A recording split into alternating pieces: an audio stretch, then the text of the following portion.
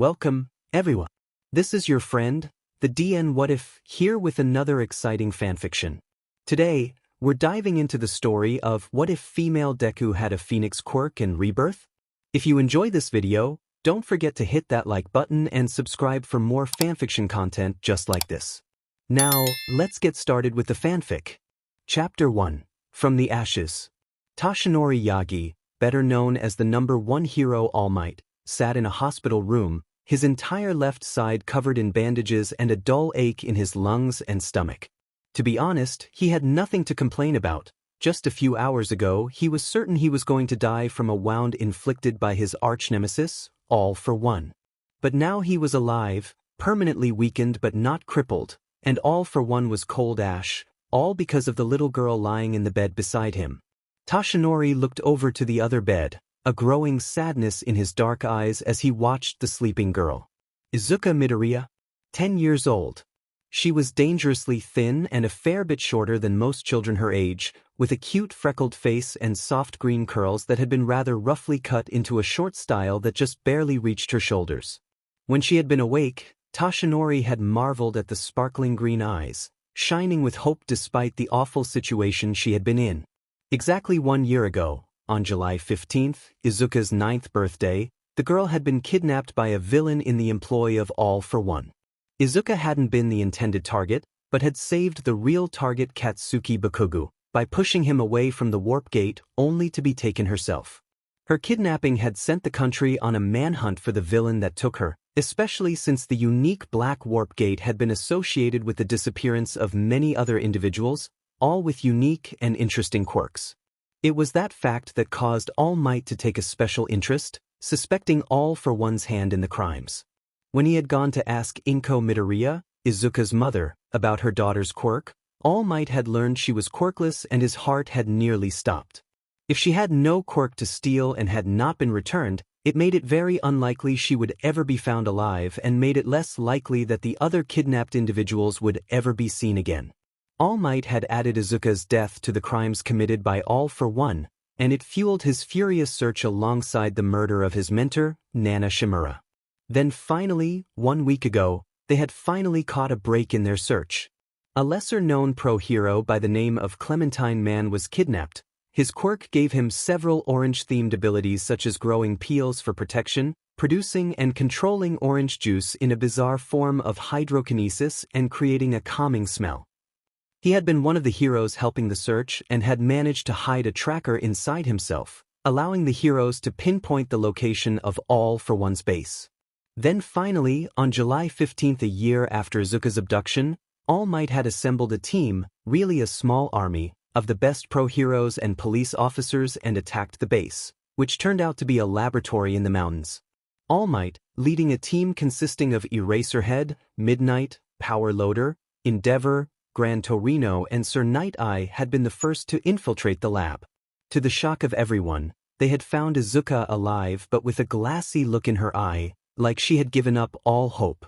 All for One mocked the heroes for failing, but just as the Warp Gate villain was about to take Izuka away while All for One attacked, Eraserhead had temporarily erased All for One's quirks, saving Power Loader's life, and pulling Izuka away from the villains. The rest of the fight became a blur of action and quirks. All for One unleashed strange mutant creatures that kept the heroes busy while All Might and All for One battled one-on-one. In the end, the mutants were killed, the heroes were left battered, bruised and unconscious, and both All Might and All for One were left mortally wounded and glaring at each other. It was at that moment that All Might nearly lost hope. Little Izuka crawled out of the rubble and All for One ordered her to kill All Might, his cruel voice telling her that all her suffering was his fault, that if All Might was dead, she wouldn't hurt anymore. Toshinori's lungs and stomach were basically shredded and he barely had the breath to whisper, telling Izuka that everything would be alright, that her mother was waiting for her to come home and that even if he died, he'd be happy if she was safe. And then Toshinori Yagi saw the one thing in his life he'd never forget. That little quirkless girl summoned up a fire and with an appealing light returning to her once hopeless eyes, she had smiled at him.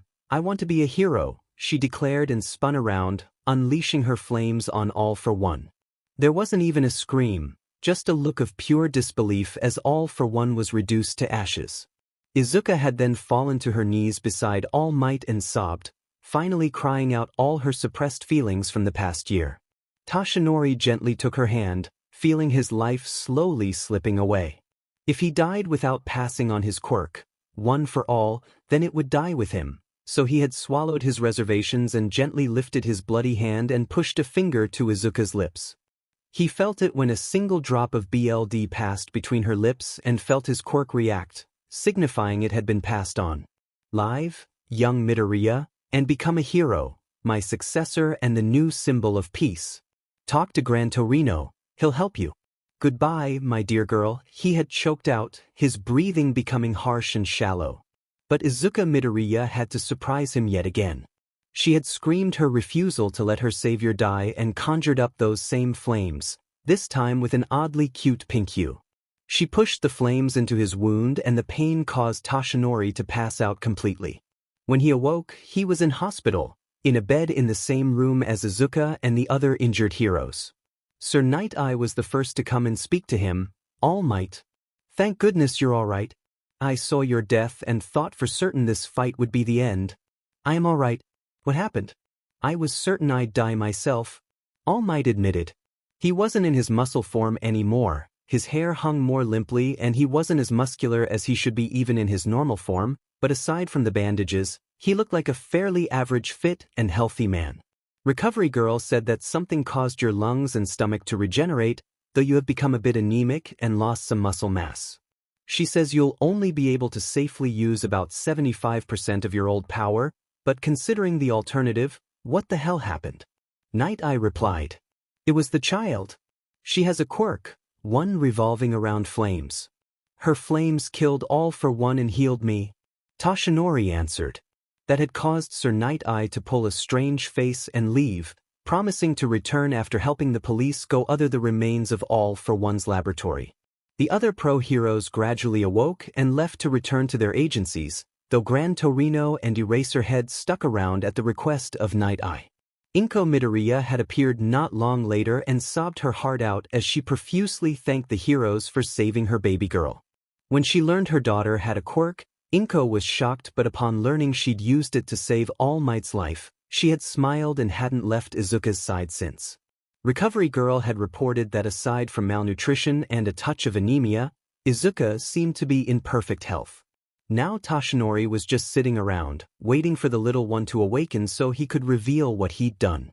Gran Torino, Inko Midoriya and Sir Night Eye had all been irritated by his giving his quirk to Izuka, but they understood his reasons. It wasn't until noon the next day that All Might learned he wasn't the only one who'd done such a thing. Tashinori, Inko and Aizawa were eating a light lunch around Izuka's bed when Gran Torino, Sir Night Eye, Agent Nest from the government, Recovery Girl and Principal Nizu all came in with serious expressions on their faces. What's wrong? Toshi asked worriedly. Agent Nest held up a small tablet computer. We were able to recover a lot of files from the remains of the computers in the villain base. A lot of files pertain to something that All for One called Project Phoenix. The subject of the project was Izuka Midoriya. No. What did that monster do to my baby? Inko screamed, hugging the unconscious girl. Nest, a plain-looking man in a black suit, with black feathers in place of hair, frowned and reluctantly pulled up some files. I will read some of All for One's entries. He was nothing if not meticulous in preserving his thoughts. However, a lot of this is highly disturbing. We need to know. Tashinori said seriously. Very well. I will read in order. The first entry was July 15, 2045. Nest stated and began reading. Project Phoenix. Entry number 001. July 15, 2045. The abduction of Katsuki Bakugu failed due to unforeseen circumstances, so the acquisition of the explosion quirk will have to wait. However, the failure has resulted in a far greater prize. Izuka Midoriya, age, she was captured when she pushed our target away from Kurogiri's warp gate, only to be caught herself. I examined her and discovered her to be quirkless, so ordered her disposed of. Kurogiri took pity on her and instead of allowing Tamura to decay her, he shot her in the head with a pistol. Death was instantaneous. Inko screamed in horror, "They murdered my baby?" How is this possible? I'm about to get to that. Nest answered patiently. He knew it must be strong to hear of her child being murdered. After the child was terminated, a Numu was ordered to dispose of the body, but after a sudden flash of light, the child was resurrected and the bullet wound was gone. After a quick scan, it was discovered the bullet had also vanished completely. I re-examined her and discovered that her death had triggered the awakening of her quirk, which I have codenamed Phoenix. It allowed her to return to life after death and, to my disappointment, I was unable to take it. It seems that the quirk is so tightly bound to the child's DNA and spirit that my own quirk can recognize it as a quirk, but not remove it, much like One for All. I have begun work on plans for a new project dubbed Project Phoenix. We can't dispose of the girl, release her, or take her quirk, so we'll just have to convert her to our side. Impossible, a resurrection quirk. How can such a thing exist? Toshinori asked, the only one left that could still formulate words despite the shock. This isn't the first quirk that defies death. The government currently has 19 similar cases documented worldwide, with 2 in Japan alone, well, 3 now I suppose. Nest answered. So, Izuka can come back to life after being killed? Is it one time only? Inko asked fearfully. Nest shook his head, no. All for one. He was very thorough in stress testing her quirk. Oh my god, he didn't? I'm afraid so. The next month's worth of entries are highly detailed descriptions of these tests. I won't go into the gory details, but from his tests, All for One discovered she could resurrect from asphyxiation, drowning, BLD loss, terminal disease, massive bodily trauma, poison, starvation, dehydration and incineration, disintegration and melting. Nothing can permanently kill her. Inko dashed for a trash bin and promptly vomited between horrified screams and tears. What horrendous torture had that evil creature put her daughter through? Izawa awkwardly rubbed her back, his own face looking deathly pale. Recovery Girl was gripping her walking cane with whitening knuckles. Nizu's fur was beginning to stand up from rage. Sir Night Eye looked at the unconscious girl with pity and Gran Torino was focused solely on Toshinori. The number 1 hero was furious. No single word could truly express the sheer depth of his anger and hatred, and despite all his chivalry, a tiny bit of Toshinori couldn't help but viciously think that All for One got what he deserved, being incinerated by the very person he had tortured. Volcanic rage and Arctic hatred mixed with grim satisfaction within him. If it makes it better at all, it seems Izuka was a very strong-willed little girl. She resisted his every attempt to brainwash her. Here, I'll read more entries. Nest began, turning his attention back to the files. Entry number 027 July 29, 2045. Project Phoenix proved to be an appropriate name for my current work. I attempted to repeat the incineration stress test today, as punishment for the child's defiance, but the flames did nothing. No flame of any heat or intensity seems to affect her anymore. On further analysis, it seems her quirk is more than resurrection, but a true representation of a phoenix's power. Through scans with various quirks, I have identified that the phoenix quirk has multiple facets: resurrection, flame immunity, creation and control, flight via the creation of wings of fire, and healing through the use of pink flames. The pink flames heal wounds by consuming BLD from the patient and or the child herself to fuel the healing flames. She can heal herself if need be. I may need to research her family bloodline. On the topic of her actual resurrection, I have made a few observations that have proven consistent throughout. Cause of death has no effect on the quirk. It is apparently a mandatory resurrection. Multiple times the child seemed disappointed and sad to be revived, implying she may have resisted. Resurrection always takes precisely 200 seconds, regardless of the body's condition. When the 200-second elapses, whatever is left of her body flashes white and she reappears in perfect condition. After revival, any BLD she lost is replenished, but BLD spilled remains where it is, allowing us to use her as an infinite supply of BLD, and as she is BLD type O, her BLD is highly compatible with others. Oddly, while removed BLD remains after resurrection, actual flesh and organs disappear. It appears BLD, saliva, hair and nails are the only things that can be removed and stay removed when she is killed and revived. This needs further study. That's why both she and I were anemic. She used my BLD to heal me, and then when she didn't dare take more, she used her own. I'd wager if there had been more BLD, I'd be in perfect condition. Tashinori exclaimed. Oh, it gets better. Nest continued. Entry number 29 July 30th, 2045. My research has paid off. The child is the failed offspring of a quirk marriage between Hisashi Kintaro and Inko Midoriya, instigated by the former. Medical records show her BRH was wrought with complications and left her mother unable to bear another child, so when the child was falsely diagnosed as quirkless, the father left the family. Hisashi Kintaro bears the quirk, salamander evolution, a hybrid of his mother's fire quirk and his father's auto evolution. It seems the Kintaro family are quirk supremacists and their quirk evolves other quirks they come into contact with through procreation. Salamander evolution provided Hisashi with fire breath stronger than his mother's own quirk thanks to the evolution aspect, but little else. Inko Midoriya's quirk is a fairly simple telekinesis quirk. The combination of a fire quirk, psychic quirk and evolution quirk has somehow mutated and combined into the Phoenix quirk. It was a 1 in a million chance, but it seems the child beat the odds. In addition, each subsequent death seems to cause the child to evolve a little bit to resist the cause of her previous death. By repeatedly drowning and starving her, we have discovered the child can now go without air for 30 minutes before losing consciousness and 45 minutes before death, and she can last 2 weeks without water and 3 months without food, at least according to my current estimations. Poisons are also less effective and it has become near impossible to infect her with diseases. Even highly infectious ones such as HIV and tuberculosis have proven ineffective. This doesn't seem to extend to physical trauma, however. Her body remains as vulnerable to physical blows as ever, though her pain tolerance is increasing.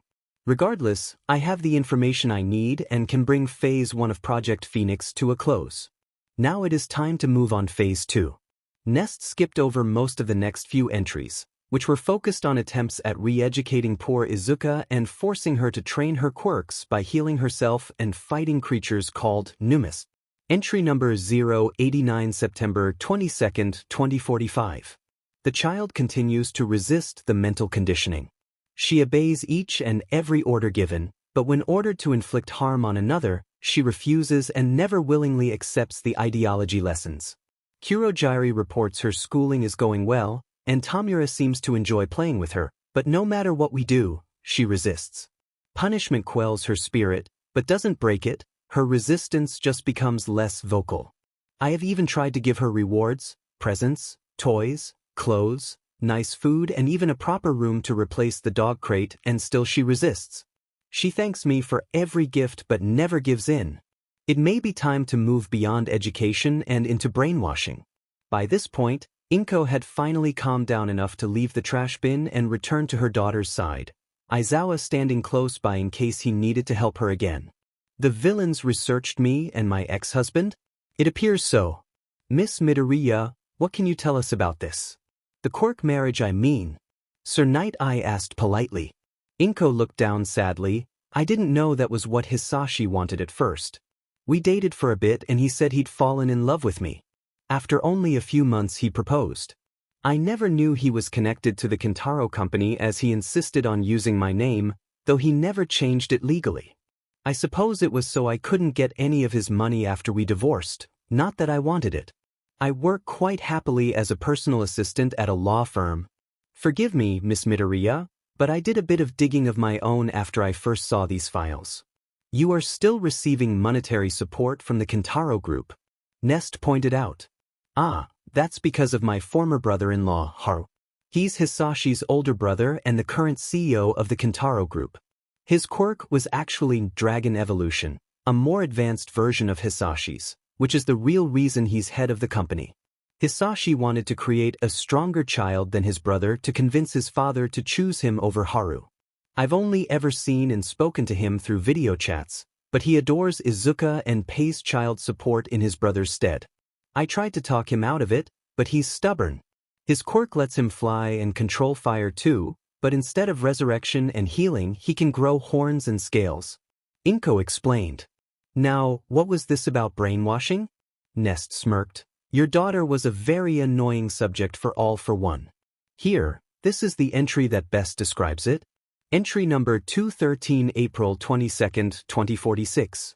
The moment it seems we're making progress with Phoenix, a new complication arises. It took 6 months to finally find a mind control quirk that her will couldn't break through immediately, and results were promising. I was even able to order her to actually harm one of the animals I brought in for the tests. But the moment I ordered her to kill it, something snapped and I felt my control break away, and the girl had the nerve to cut her own wrist to heal the creature. I murdered the thing to teach her a lesson, but even after I repeated the test, she still healed the damage she'd done even knowing I'd kill it. It seems we have hit a wall. No matter what, she will not kill. I had hoped stripping her of her name and dubbing her Phoenix would have enough of a psychological effect to weaken her resistance, but it seems that plan has fallen through. I'd capture her parents to force her compliance, but the heroes are sniffing around her mother and the Bakugo family, and she doesn't seem to care about her father. Izuka always was such a sweet child. I can't tell you how many times she came home with bumps and bruises from standing up for other children. Inko said, a fond smile on her face as she petted her child's hair. Izuka mewled in her sleep and leaned into the touch, likely the first pleasant touch she'd had in a year. Toshinori smiled at the display and turned back to Nest. Are there many more entries of note? Only 3. One is fairly distressing, but will help us get a grasp on her mental state when she awakens. The second has something to do with another quirk, something All for One gave her, and the third answers questions as to what happened to Clementine Man. Nest replied. Alright, Miss Midoriya, do you think you're up to hearing more? We can go to another room if you'd rather not. Toshi asked. Inko gave him a grateful smile. Thank you, Mr. All Might, but I need to hear this. If it can help me help my little girl, I want to know. Nest nodded in agreement and continued. Entry number 223, April 29th, 2046. Finally some success in the control program. Phoenix has a childish idea of importance, so when given an ultimatum of 2 lives to save, she'll always pick the one she deems most important and kill the other. We introduced 2 subjects, a rabbit and captured homeless woman. At first, she put up the usual resistance, hurting them under the influence of my mind control, but snapping free before killing them. However, after being told that I would kill both subjects unless she killed one of them, her will broke enough that I was able to force her to kill the rabbit via mind control. She still fails to kill humans regardless of threats to herself and others, and won't even kill animals without the mind control, but progress is finally being made. It seems the cause of her rebellion is a sort of mental defense she has built for herself, a kind of metaphorical fortress within her mind that she retreats to in order to preserve her sanity and morality. If I can break this fortress, the girl will fall apart and I will be able to control her completely. With this, I have decided to allow Kurogyari to continue work on Phase 2 with some help from Tomura while I move on to Phase 3.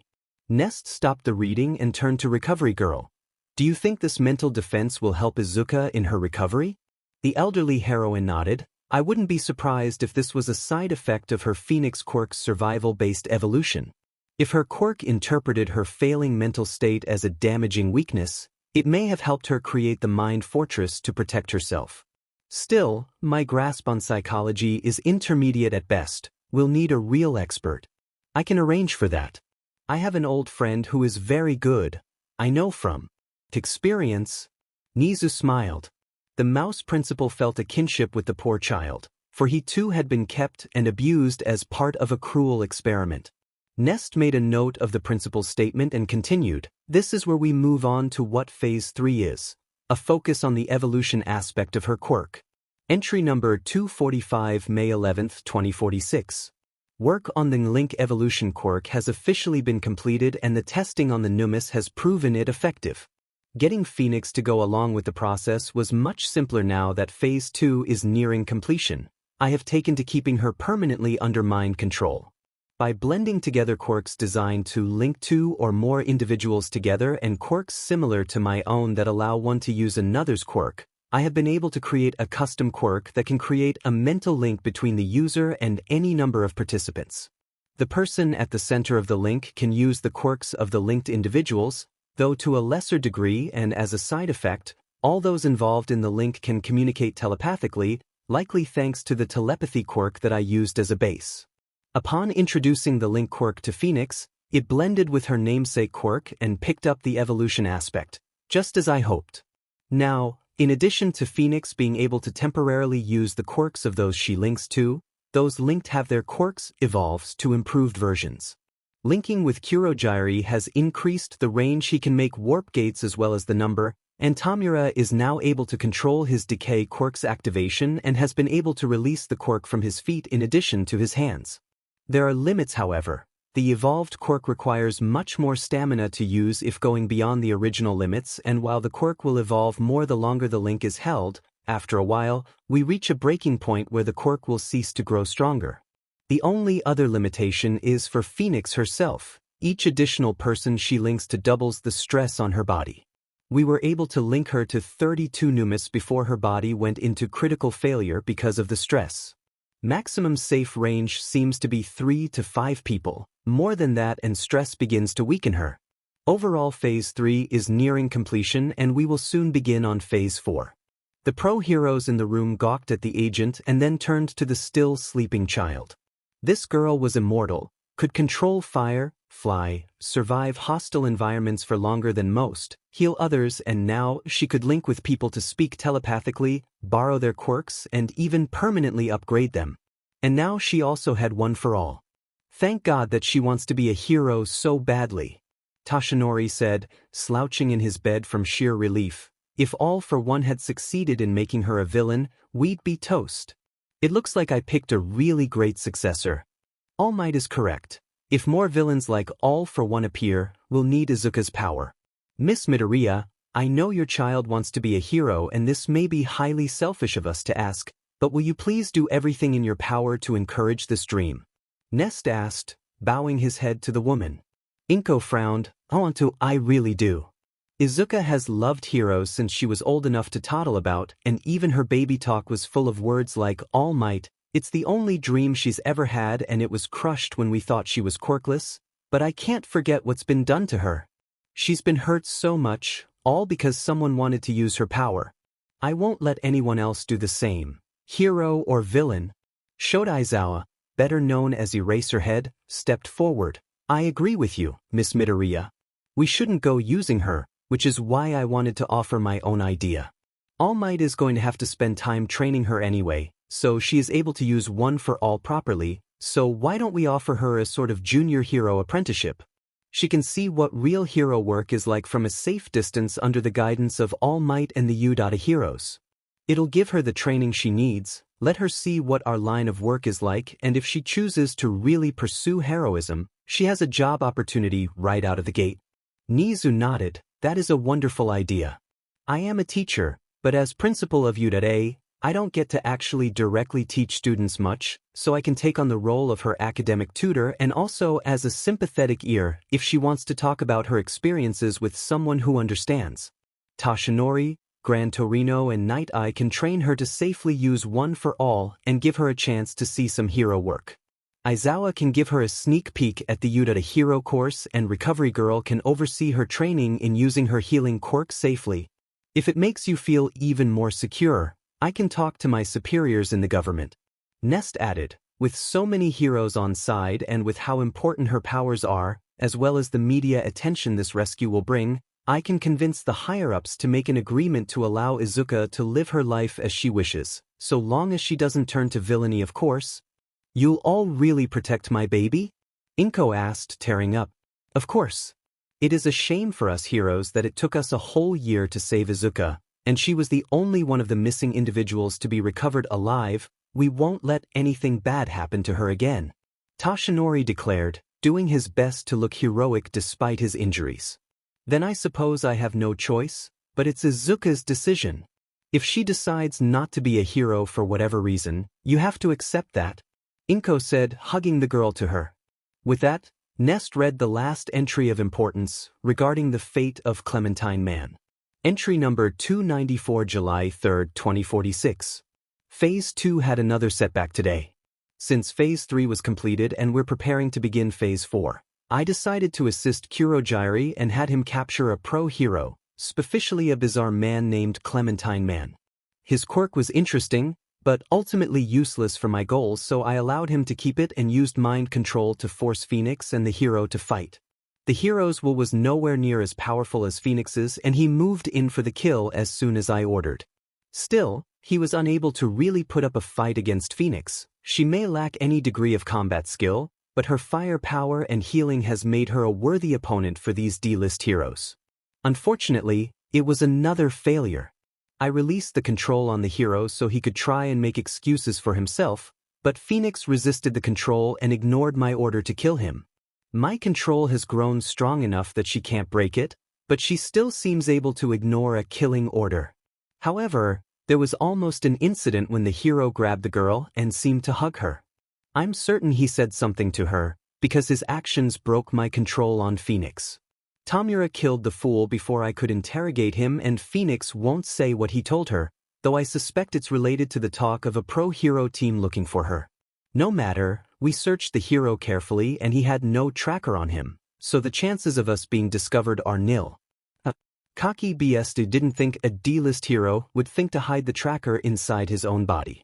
Clementine Man's death is tragic, but he managed to save a child's life even in death. I salute you, Gran Torino said, pointing a hand to the heavens. After a moment of silence for the departed hero, Nest made a note to arrange an appropriate funeral and compensation for his family. They continued on to the final bits of information. Obviously by these files, All for One had several phases planned for this Project Phoenix. Phase 1 was testing her quirk, Phase 2 was mental conditioning and brainwashing, Phase 3 was the Link evolution experiment, but what about Phase 4? And was there more beyond that? Izawa asked. It seems there were 5 phases.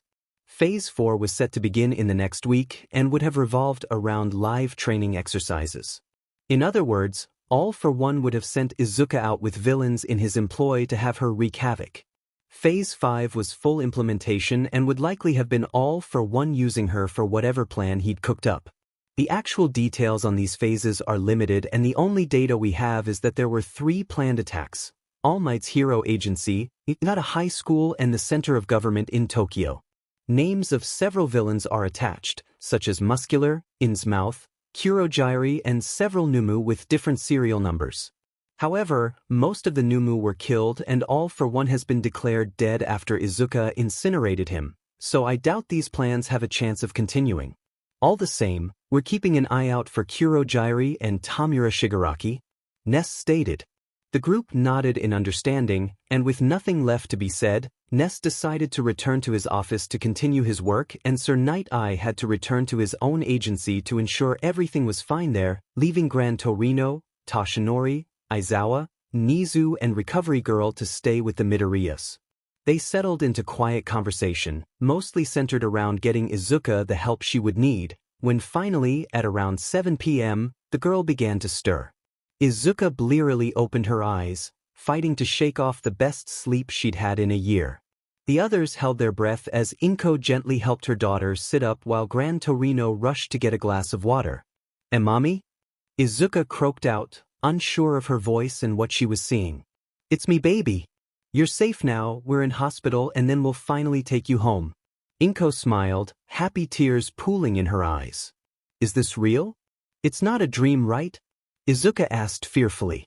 "It is real, little one. You are safe and soon, all this will be a distant memory." Toshinori comforted her as Gran Torino lifted a glass to her lips. Izuka tentatively sipped at the clear liquid, but upon finding it was water, she greedily gulped it down, drinking 4 glasses before finally being sated enough. "Mommy, are you okay?" the child asked, cuddling into her mother's side. "I am now that you're here, sweetheart," her mother smiled. Izuka giggled sweetly and turned to the others in the room. "I remember you," she said, looking at Izawa. "You stopped Kurogyari from taking Mean Way." "Thank you, Mystery Racerhead." Izawa gave one of his rare smiles and ruffled the girl's curls. "No problem, kid. Happy you're back with us?" The child turned her attention to Gran Torino and Nizu. Sorry, I don't think I know you. Thank you for helping me though. It's fine, child. We aren't well known and truthfully, I was only part of organizing the rescue, not a participant. We are just happy you could be brought home safe and sound. Nizu replied, waving her off. Izuka giggled, and after Nizu got closer, she petted his fur, making the mouse principal chuckle and pat her hand. Gran Torino just smiled and nudged Toshinori forward. The moment Izuka's eyes fell on him, they went from shining to impossibly sparkly, like an entire galaxy was contained solely in her eyes. Oh my, are you okay? Did my healing work? Did. I am alive thanks to you. I owe you my thanks. Toshi smiled widely, his best and most earnest smile on display. It's okay, I really wanted to help you. Sensei, I mean all for one. Izuka shuddered. He really hated you. He kept saying that me and Tamura were gonna kill you. He said heroes were bad, but I didn't believe him. All Might patted the girl's back. Well done, my dear. You were very brave to stand up to him. You'll make a great hero, if you want to be one. Izuka's eyes shone brighter, then dulled for a moment. Mr. All Might, can someone like me be a hero, even if I hurt people? I didn't mean to. I mean all for one made me do it.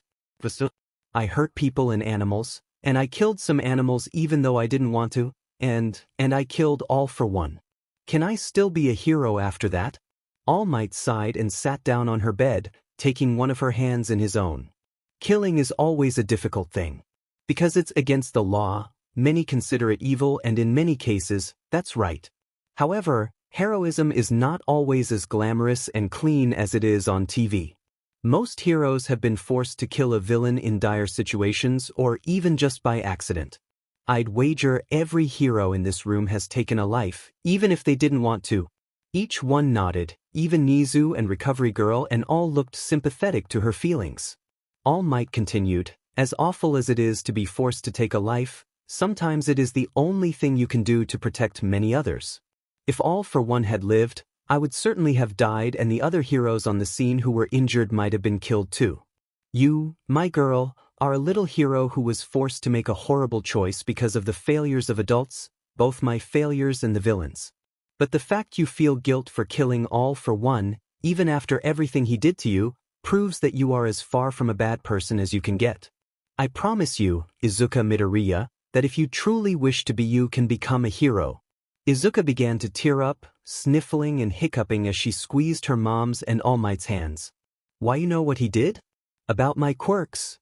Yes, sweetheart. We know what happened and we're here for you. You don't need to be brave and bear it all by yourself anymore. Inko smiled, tears spilling over and down her cheeks. In a flash, Izuka let go of her emotions, and a whole year of pain, sadness and fear overwhelmed her, and the poor child burst into heartbroken tears. She threw herself into her mother's embrace and cried her little heart out. Mommy!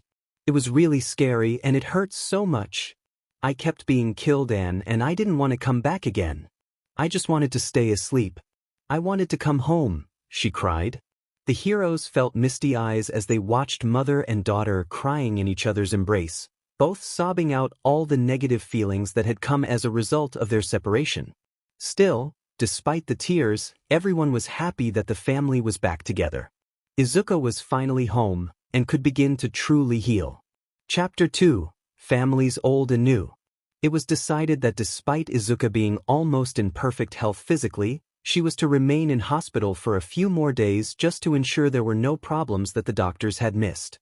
Izuka didn't mind too much, but she was rather afraid of any doctor that came towards her with a syringe or anything that looked remotely like surgical tools. All Might, officially introducing himself to the Midoriyas as Toshinori Yagi, remained in the hospital too while the doctors decided if he'd need any medication to help with his new weakness. In his muscle form, All Might was as powerful as ever, though he found it a bit harder to maintain it, but in his normal form he had slimmed down. He was still very fit and athletic, but his build appeared leaner and less muscular. Izuka was also remaining in hospital until after she'd had her first psyche exam and to get new accommodations prepared for her since her story had broken in the media. The story of Izuka Midoriya, kidnapped child whom was recovered a year later was a massive story, with the public pouring attention into the news. The story was edited to give credit for the villain's demise to All Might, done at Inko Midoriya's request, and news of Izuka's quirks were kept completely confidential, edited down to a fire and healing quirk. Her saving All Might's life was left in the story though, and the general public were practically trampling over each other to praise her. The government had opened a small fund to help the Midoriya family through the stressful time, and the public had donated so much money that Inko had to hire an accountant to help deal with it, and an entire office at the local government office had been converted to a screening room for letters and gifts sent to the family. Saving the #1 hero was a big deal, it seems. Of course, Izuka didn't seem to care much. She was just so happy to be home, and on the second day of her hospital stay, things got better when the Bakugo family came to visit. Izuka had just finished her breakfast, which she spent listening to stories from All Might and her mother, when she heard a loud and very familiar voice. "Get the hell out of my way. My friend is in there," screamed a youthful male, followed by a sandy-haired 10-year-old boy charging into the room, quickly followed by a pair of doctors and a young couple with similar features to the boy. "Kaken!" Izuka yelled, joyful tears spilling from her eyes. She hopped out of bed and ran towards the boy. Katsuki Bakugo, better known as Kaken by Izuka, grinned and met the girl halfway, capturing her in a tight hug. Izuka?" Izuka giggled. "It's okay, you can call me Deku. I'm so happy you're okay. After what the villains said, I was afraid they'd come for you again." Katsuki's grin turned into a sad smile. "Deku, no quirk and yet you still saved my butt," he muttered, a long-standing pain lacing his words. Mitsuki Bakugo, Katsuki's mother, knelt down and hugged the two children while Masu, his father, stroked the girl's hair. "Izuka, that creepy feathered guy Nest told us everything that happened. He said you'd need support from Katsuki, so we had to be told." The usually strong and fiery woman broke down in tears. "You silly child, you saved my baby's life. If they'd taken him, he'd have lost his quirk and been killed, or turned into one of those freaks. But you saved him even though you got tortured? I'm sorry I didn't keep a better eye on you too, but thank you so much for saving my boy." Izuka smiled tearfully, remembering the day she was taken. As it was her birthday, her mother had asked Mitsuki and Katsuki to take her to the park while she prepared the party. Mitsuki had gotten distracted talking to some work friends, and Katsuki had ditched her to play with some boys from their elementary school. By the time anyone noticed that a warp gate was opening beneath Kaken, Izuka had already pushed him away and been taken in his place. By the looks on the Bakuga's faces, none of the family had forgiven themselves for letting it happen. "It's okay, Auntie. It was scary and it hurt a lot, but I'm still alive and I'm home now." Even with an amazing quirk like his, Kaken would have gotten killed, Izuka said, trying her best to cheer up the family. Katsuki frowned a bit, but shoved down the brief flare of jealousy and irritation. He had matured over the year Izuka had been held captive, but he still felt annoyed when his weakness was pointed out, even in the polite way Izuka had. "So that Nest guy was telling the truth? You have quirks now?" Izuka nodded. "Yeah, Phoenix, Link Evolution and another one," she replied, looking to All Might for confirmation on if it was okay to tell. Tashinori smiled. "Don't worry, my girl, Nest informed me that he was telling the Bakugas everything. Your mother and I agreed to it and thought it'd make a nice surprise. Your birthday was the day you were rescued, so we thought you'd like a late party." The little girl beamed and hugged him, then ran to hug her mother before returning to Kaken. Katsuki smirked. "So, now we can be a hero team together after all?" "Yeah. With a quirk, I can be a real hero." Izuka cheered, only for Katsuki to shake his head. "And no, that's not what I meant," he cut her off, blushing a bit. "You saved my life, even though you didn't have a quirk, and even when I picked on you and ditched you for being quirkless. I was acting like a villain, or at least a bad guy, and yet you still saved me. So yeah, even if you didn't have a quirk, I'd still say you're a hero." Katsuki mumbled. He was the most embarrassed he'd ever been in his life, but after everything Izuka went through because of him, both before and after being kidnapped, he would endure it. Inko smiled warmly at the scene. In the year Izuka was gone, Katsuki frequently came over to help her out and had confessed the bullying he had done. Izuka being kidnapped to save him had deeply hurt Katsuki, and the guilt nearly tore him apart. He was still surly, foul-mouthed and quick to turn violent, but his anger was now tempered by a bit of restraint, and he had moved from being a bully to a genuinely good, if rude, person. She had been there when the Bakugas were told about what happened to Izuka, and Katsuki had burst into angry tears as the torture and repeated death and brainwashing was reported. He had sworn an oath to Inko right on the spot, swearing on his life that he'd protect Izuka forever. Izuka cried happily at finally being acknowledged by Kaken. He was the one whose approval and acknowledgement she wanted the most, even more than All Might and her mom. To finally receive it made her happier than she could ever remember. The two children hugged each other tightly, and the adults cooed over the display of affection. The doctors, seeing that there was no danger, left the room and promised to bring some special stuff for lunch, since it was a late party for Izuka's birthday. The children settled down together on Izuka's bed while the adults took seats around it. "So," Mitsuki began, "when will you be coming home? I'm guessing it'll be a while since the press have surrounded the neighborhood and the hospital." Inko shrugged, "I'm not sure. With the money from my job, the donations from the public and Haru's money, I'm thinking of buying a new house in a nicer area so I can raise Izuka in peace. Plus, the doctors want Izuka to have a psyche examination tomorrow, just to see how she is doing." Masaru nodded and looked to Izuka, whom had Katsuki's arm around her shoulders. He hadn't seen them that close since they were 3, when Katsuki had declared that he and Izuka would get married and be a hero couple with a bigger agency than All Might. "How are you feeling, dear?" he asked the girl. "I'm okay. I don't have nightmares or anything. I stopped having dreams at all after I was there for 3 months. Recovery Girl said it was 'cause of my evolution quirk protecting my mind from damage." Izuka said happily. "We believe that in order to preserve her sanity, her quirk has sealed portions of her memories from the last year, hiding them being mental barriers." Toshinori added his own 2 cents. Inko nodded. "Izuka has always been quite shy and timid. She's a bit more so now, and tends to look at me or Toshi for approval before doing anything, but aside from that, she's mostly fine. Yeah, I do still cry about stuff, though," Izuka admitted embarrassedly, "but after crying I feel a lot better. And the crying spells are getting shorter and further apart." Katsuki grimaced. He hated people crying. Even when he was a bully, seeing Izuka cry would always make his insides twist painfully. "Tisish, if you gotta cry, then just cry. It may suck, but if you feel better after, then deal with it." Izuka giggled and nodded.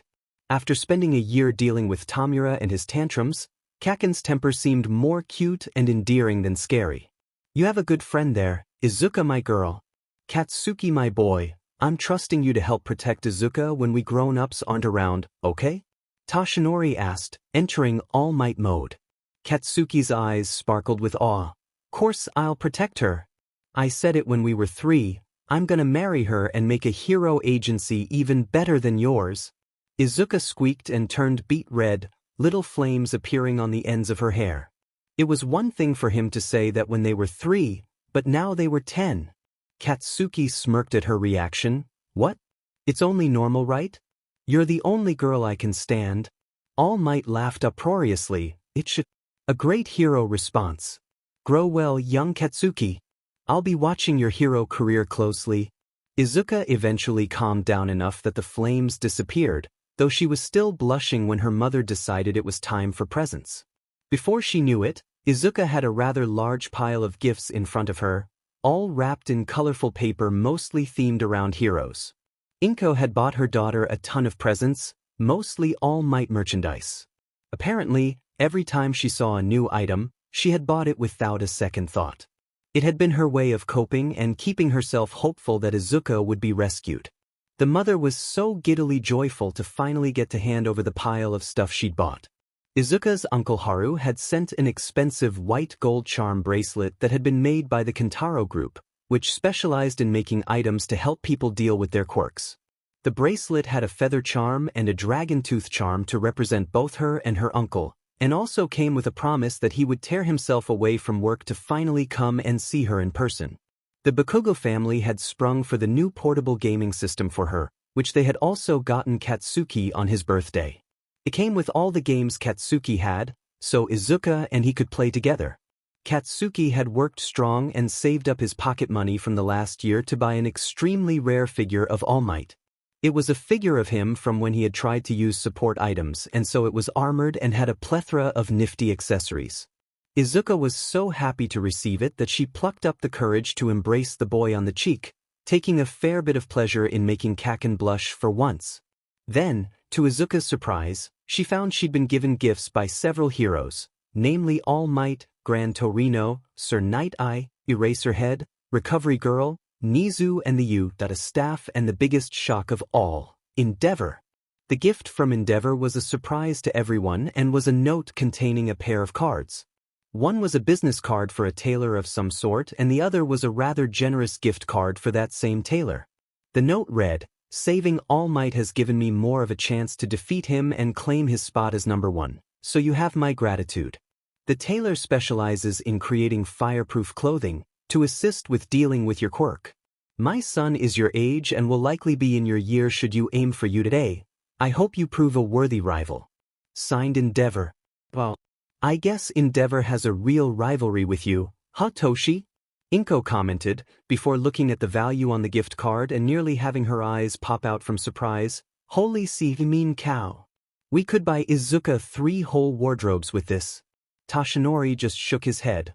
Leave it to Endeavor to reward someone for saving his life, just so he could keep trying to win. Still, it was a thoughtful gift regardless. The present from Toshinori was a pair of extremely rare hero figurines. In fact, they were the only figures made for the heroes in question, namely Gran Torino and Nana Shimura. Izuka loved them and fussed over them with Kaken, pointing out all the cool little details in the costumes. Gran Torino himself had bought her a set of children's training weights to help her train her body for One for All. Sir Night-Eye had, oddly, bought her a toy from a popular set of girls' toys themed around princesses that turned into knights. It felt a bit out of left field, but Izuka thought it was a lot cooler than most girls' toys, so was happy to play with it, pretending it was a pro hero. Eraserhead followed in Endeavor's footsteps, though in a more personal way. He bought her a cute white fireproof dress meant for girls with fire quirks. It had a ribbon around the waist that was very long, so Izuka thought she could use it like Eraserhead uses his capture weapons. Recovery Girl got her a child's first aid kit and a handwritten note telling Izuka not to try using her own BLD for healing again, unless it is a life or death situation. The note was sternly worded, but Izuka could practically feel the concern. Plus it was signed with Recovery Girl's signature, so she got another autograph. Nizu and the Uta staff had gotten her a collective set of gifts, namely a student ID, a child-sized Uta uniform and Uta gym clothes, and 2 documents. The first was a schedule, specifically Izuka's new school schedule for when she was ready to continue her education. Nizu would be her teacher and the other Uta teachers would fill in for him if he was busy or if he lacked the expertise. This got Izuka excited, but it was the final document that really made her bounce and scream in joy. An official Uta hero course recommendation signed by Nizu, Recovery Girl, and Eraserhead. No way! A Uta recommendation at 10 years old? The youngest ever recommendation before was 12 years old. Kaken said, bewildered. His parents looked at him a tad nervously, though he didn't notice it. They worried he'd be jealous and get angry, but he seemed genuinely happy for his friend. "This is so awesome." Izuka grinned, then fixed Kaken with an odd look. "Is this okay? That I got a recommendation? I mean, you were always so much better than me before. It feels like I cheated, or I got in on sympathy." Kaken scoffed. "Cut the seer, Izukan," he smirked, using the childhood nickname to make her blush. "Even if I got a recommendation, I'd tell him to get lost. I want to get through being the best, and that means I've got to ace the entrance exam. And I bet you got a recommendation 'cause the heroes were scared you wouldn't want to waste time in school when your quirk is so crazy powerful. You can't die and you can heal people and shoot fire and fly. The heroes would be kicking themselves if they let you go anywhere but you." The adults grinned at the simplistic view, and Toshinori especially had to choke down a laugh at how close Katsuki actually came to the truth. Uta certainly didn't want to lose a student like Izuka to another school, and the government were desperate for her to be a hero, but the official reason she was given the recommendation was to help her train her quirks, especially one for all. Still, Izuka took Kaken's words to heart and her reservations were stripped away.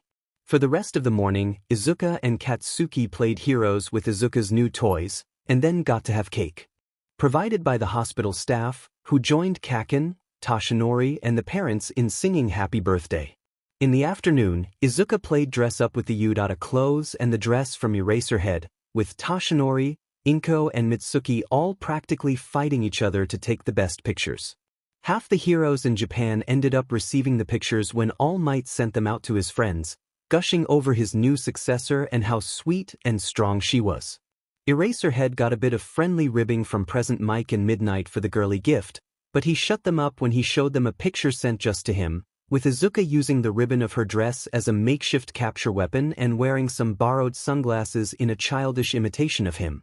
The last he heard on the subject was Present Mike muttering about getting a child-size LTHR jacket and headphones, and Midnight complaining that her costume was inappropriate for kids. Eraserhead suddenly remembered that Izuka was set to start coming to Yudata for tutoring and privately told himself to apologize to her for the trouble he had just started. As the day wound down, both Izuka and Katsuki played until they dropped, falling asleep in each other's arms, their game systems forgotten. Mitsuki and Inko giggled to each other as they carefully separate the sleeping children so the Bakugas could go home. As Inko walked them out of the hospital, she stopped them at the door with a bow. "Thank you both so much." Izuka wasn't showing it, but she's been having a harder time coping than she lets on. "I know that she cries at night still, she just doesn't tell me since she thinks I'm sleeping. But today was the first day so far that she hasn't had any sad tears and it's all thanks to you and Katsuki," she said. Mitsuki smirked. "Don't worry about it, Inko. Izuka seems fragile, but she's a tough little girl. She has to be to keep this little terror under her control. You know Masaru and I are always here for you, and I don't think anything could stop Katsuki from getting to Izuka if she needs him, and of course, he loves his favorite auntie too." Inko grinned and hugged her old friend, before hugging Masaru as well, being careful not to jostle Katsuki, whom she pecked on the forehead. "Inko, you know we have a spare room. When you and Izuka get out of the hospital, come stay with us until you move house, or at least until the media stops swarming your house," Masaru offered. "I may take you up on that. I don't want Izuka having to deal with the press," the young mother replied with another bow. Finally, the Bakugas took their leave and Inko returned to her daughter's room, only to find Izuka cuddled into All Might's side.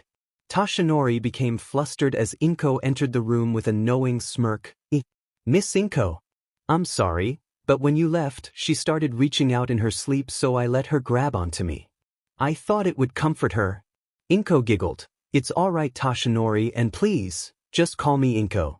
To be honest, if Izuka knew she was cuddling with you, she'd probably be both really embarrassed and really happy. You and Katsuki are the two people she respects most. I don't think you realize how much she values having you care about her. I admit, I have grown a lot more attached than I expected," Toshi said, relaxing. "I don't know if it's because she saved my life, or because she's my successor, or even if it's just her natural charm. Still, as much as she respects me, I doubt I hold a candle to yourself in her heart." Inko smiled sadly. "I don't know about that. You always gave her hope whilst she hesitated. When Izuka was 4 and diagnosed as quirkless, her father Hisashi screamed at her. He had declared he didn't want a quirkless daughter, and while he and Izuka had never had a close relationship, I knew that it hurt her deeply, especially after being told she was quirkless. Then, with tears in her eyes and watching one of your videos, she asked if she could be an amazing hero like you, who saves people with a smile. She was so upset being rejected by her father and being told she was quirkless, and yet when she asked me that, I just told her I was sorry. I didn't comfort her or tell her she could fulfill her dreams, I just apologized. I think in her young mind, she took that as me confirming what her father and so many others said, that she couldn't do anything without a quirk. Ever since then, she tried so strong to be a good girl. She studied strong, helped out around the house and did everything I asked without question. I've never had to ground her, give her a timeout or even raise my voice a little." Inko began to choke up. "It's like she was trying so strong to be perfect, so I wouldn't abandon her too. And when she was taken, I just kept thinking to myself, if she never comes back, I'll never be able to make it right. She'll have died thinking that she wasn't good enough. I'd never be able to forgive myself, she finished, breaking down into sobs. And now she has a quirk. If I go and apologize to her now, she'll think it's just because she has a quirk now. She'll think that her being quirkless really was a problem, when in reality, it was my short-sighted words that were at fault. Tashinori looked at the woman and gently raised a hand to her shoulder. I understand. Sometimes even the best people will accidentally hurt the people they love, either out of ignorance, a misunderstanding, or even an attempt to help them. I think Izuka would understand that, after all, when she first woke up and every other time she's cried, it wasn't me she wanted to be held by. Inko, you're a good mother, and I think you and Izuka both have a habit of downplaying how important you are to the people who love you. Toshi looked down at the child in his side. Am I right, young Izuka? Inko's eyes shot towards her daughter, whom slowly pulled herself out of Tashinori's side. Izuka's eyes were red with tears and her small shoulders were shaking. Mommy? She whimpered, holding her arms out to her mother. Inko broke into sobs as she took her daughter into her arms and cradled her.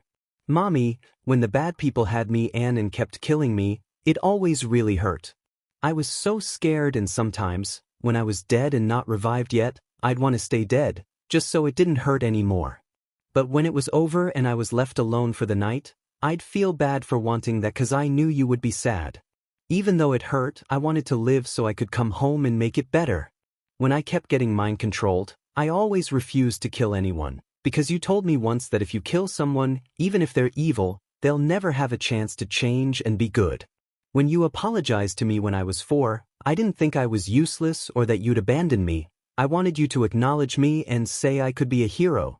I was good because I wanted you to see it, see that I didn't need a quirk, I just needed to try really strong. Mommy, I want to be a hero. I want to save people with a smile like All Might, I want to be strong and make people feel safe like Kaken. But most of all, I want to be a hero that makes everyone happy to see them, like you.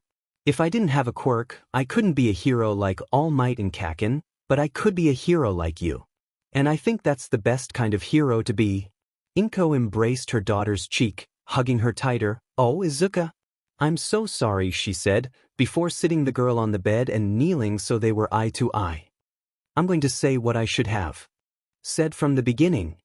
Izuka, my beloved child, you don't need to be a hero, you already are a hero, and to be honest, I don't think you need to become a hero like All Might, Katsuki, or me. I think you can become a hero like Izuka Midoriya.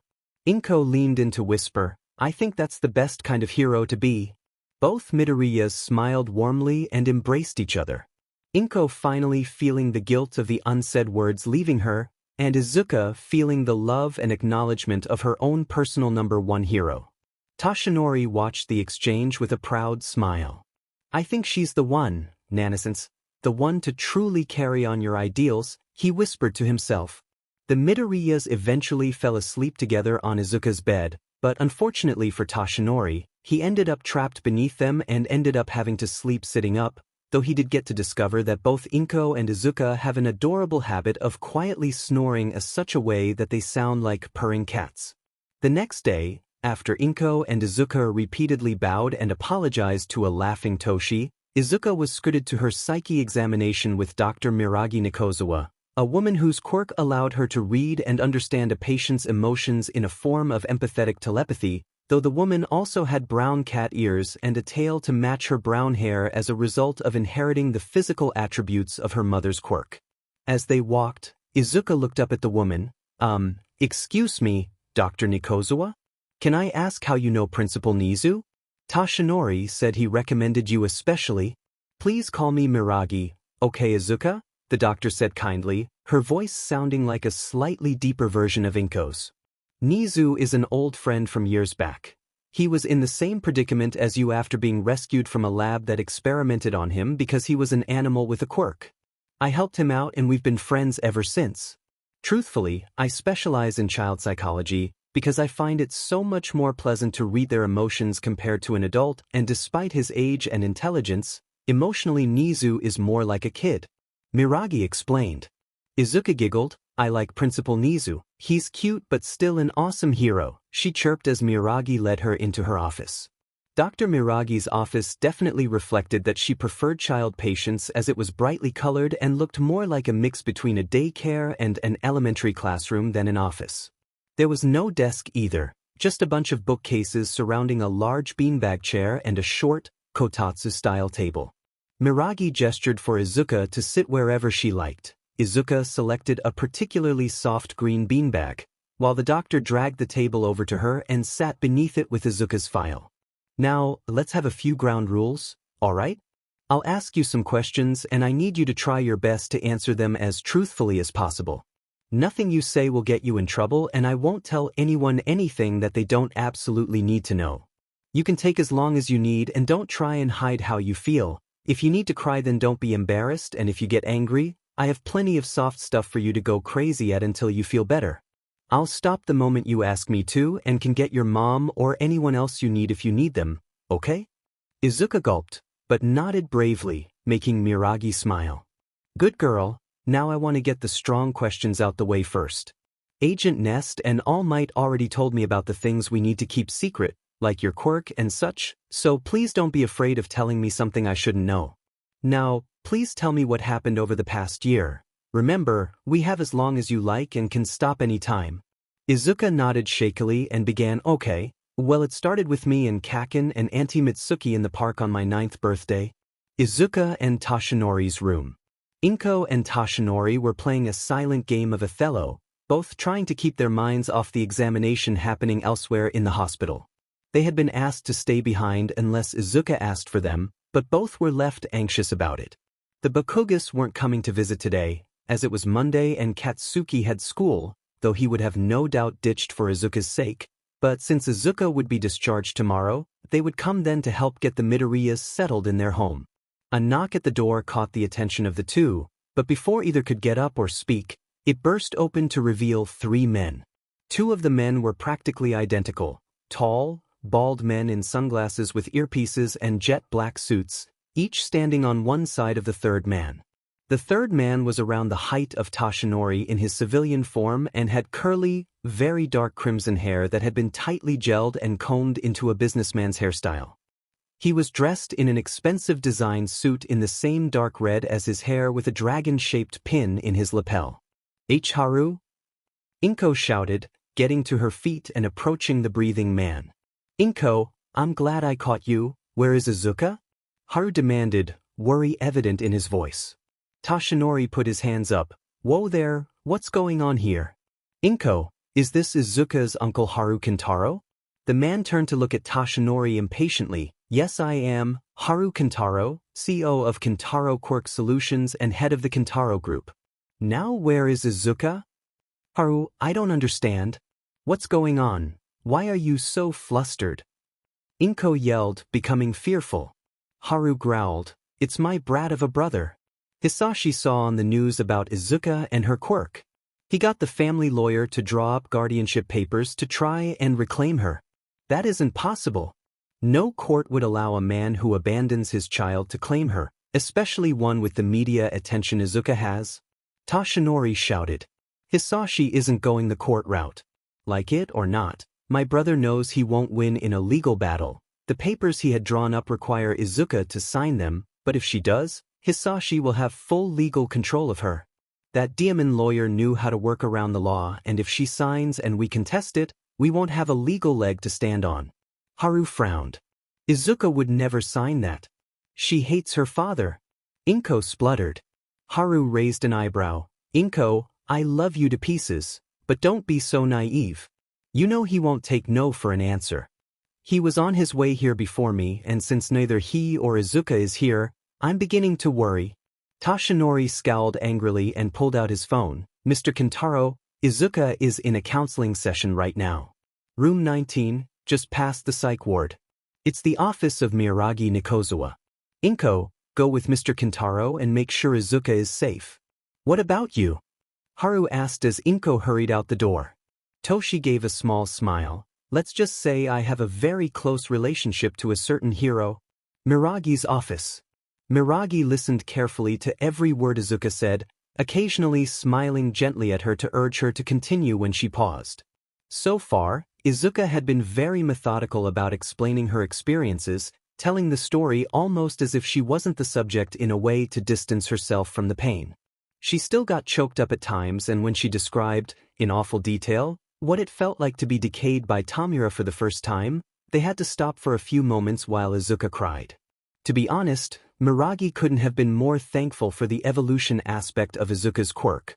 Without it and the mental protection it had created, the doctor highly doubted Izuka would ever mentally recover. As it stood, Izuka would likely suffer very few long-term consequences. It seemed to Miragi that in Izuka's mind, if it happened to her and not someone else, it wasn't a big deal. Miragi wasn't sure if this was a result of the girl being confident in her phoenix quirk or just her poor self-esteem. Either way, Miragi would recommend fortnightly meetings with her to either build her self-esteem or break her dependence on her quirk. Immortal or not, it wasn't healthy for someone to value their own life so little, especially a 10-year-old girl. Izuka, on the other hand, was finding the assessment to be a lot more pleasant than she expected. It was therapeutic to tell her story, especially to someone who wouldn't become really upset at her experiences. Miragi was upset, but hid it well behind a pleasant smile. Every detail she revealed made her think back on the events differently, less like a victim and more like a survivor, someone that resisted and kept to her morals despite the pain. It was one of the few times Izuka felt proud of herself. Izuka was just wrapping up her story, having spoken of her feelings while healing All Might, when the door to the office suddenly burst open. Miragi looked up at the man in confusion, while Izuka froze and paled. The intruder was actually two men. One was a plain-faced man whose eyes were hidden behind glasses, but he had a prominent horn, like that of a rhino, on his forehead. The other man was very familiar to Izuka, his curly red hair looking like a shorter, color-swapped version of her own. He was wearing a black suit with a red shirt and black tie, with a tie pin shaped like a stream of flame. This man was Hisashi Kintaro, Izuka's father. Father? What are you doing here? Izuka squeaked, edging closer to Miragi. The doctor's face turned from confusion to anger as she stood up, hiding Izuka behind her as she marched over to the man. We are having a private meeting here, you have no business barging in. Please leave, or I shall call for security, she demanded. Hisashi regarded her with a critical eye before ignoring her completely, brushing past her to see his daughter. Izuka, you have grown up. I'm glad to see you have recovered from your ordeal. Why do you care? You said you didn't want me. Izuka snapped, the pain of those words still raw despite the years. Hisashi smiled, though it didn't quite reach his eyes. I said I didn't want a quirkless child. You are not quirkless. In fact, you have surpassed my expectations. Fire and healing. With those quirks and my family's evolution quirk in your veins, the next generation of the Kintaro family will be unmatched. And you even went and got the #1 hero in our debt? Izuka and Miragi exchanged a subtle glance. Thankfully Hisashi didn't know the truth of her quirk. If he did, he'd do anything to take her away. All Might isn't in my debt. He saved me and I saved him, so we're even. And you disowned me. I'm a Midoriya and always will be until I marry. Izuka shouted, losing her temper. Hisashi ignored her outrage and took a document from the other man. My lawyer here has written up documents to correct that. Sign these and you will be Izuka Kintaro, my rightful heir. You'll want for nothing, and if the rumors I've heard are true, you have a recommendation to you today, so your education will be top-notch. I don't want to be a Kintaro. I am Izuka Midoriya and I will stay that way. You abandoned me, you don't get to just come back into my life, 'cause I have a quirk and expect me to do what you want. And you think you'll have a better life with your mother? I am extremely wealthy, even as the second son of the Kintaro family, while your mother scrapes out a living among the lesser people. Can she even afford the hospital bills here? Her father asked mockingly. Izuka glared with all the might her 10-year-old body could muster. She marched over to the door and held it open. I'm not going with you. Please leave, Mr. Kintaro. Miragi smirked, oddly proud at the girl's defiance. Izuka was terrified on the inside, but she had experienced much worse than her horrid father. He couldn't scare her any more. Hisashi's eyes narrowed, I'm getting bored with this little rebellion, Izuka. Your mother's influence is strong, but I will fix that. You are my daughter and you will do what I say. Izuka is my daughter and you have no right to demand anything, screamed Inko Midoriya, who came marching in with Haru Kintaro and his bodyguards hot on her heels. Ah, Miss Midoriya. You have my thanks for raising my child for the last few years, but it is time I reclaimed her. Hisashi said dismissively, ignoring his ex-wife's outrage. That's big talk for the man that abandoned her for 6 years. Inko yelled. Hisashi's smile turned cruel. That's big talk for the woman that allowed the child to be kidnapped, experimented on and tortured for a year. He shot back, causing Inko to flinch. Hey! At least Mom tried to find me and was there for me when I was saved. You didn't even care until the news said I had a quirk. Izuka yelled, defending her mother. Little flames were beginning to form on the ends of her hair and the tips of her fingers. Haru stepped forward. Enough, brother. You forget, I am head of the Kintaro family, not you. Stealing Izuka from a loving family will not let you take over. Ah, but you forget, dear brother. Hisashi smirked. You don't have an heir. You prefer the company of other men, and there is no way that the board or the rest of the family would approve of an adopted heir, when I can provide a flesh and BLD one. Plus, with all might in my pocket thanks to that little debt, I wouldn't be surprised if the family threw you out just to let me take over. Now if you don't mind, he turned to Izuka and flapped the papers at her. Sign these. I have 6 years of education for you. Izuka's temper flared, and in a rare show of physical defiance, she breathed fire over the papers, incinerating them. Hisashi recoiled from the fire. Don't make this so difficult, girl, he growled, before the cruel grin returned to his face. You know, I hear that a certain little law firm is being bought by a larger office, one that happens to be owned by a friend of mine. Why, a word from me, and I'm sure my friend won't mind replacing a certain personal assistant. Izuka paled. The threat was clear, obey Hisashi, or her mother would lose her job. And if that assistant should lose her job, I know of a very reputable hero agency that could use a good personal assistant, bellowed a new voice. In a burst of wind, All Might appeared in the room, dressed in his full costume and flashing a secret thumbs up at Izuka. Hisashi turned his attention to her newly appeared hero. All Might, I was hoping to speak to you soon. I wanted to arrange a business partnership between Kintaro Quirk Solutions and yourself. It's not much to ask, especially since my daughter saved your life. All Might shook his head. Not a chance. I fully support young Izuka's wish to stay with her mother.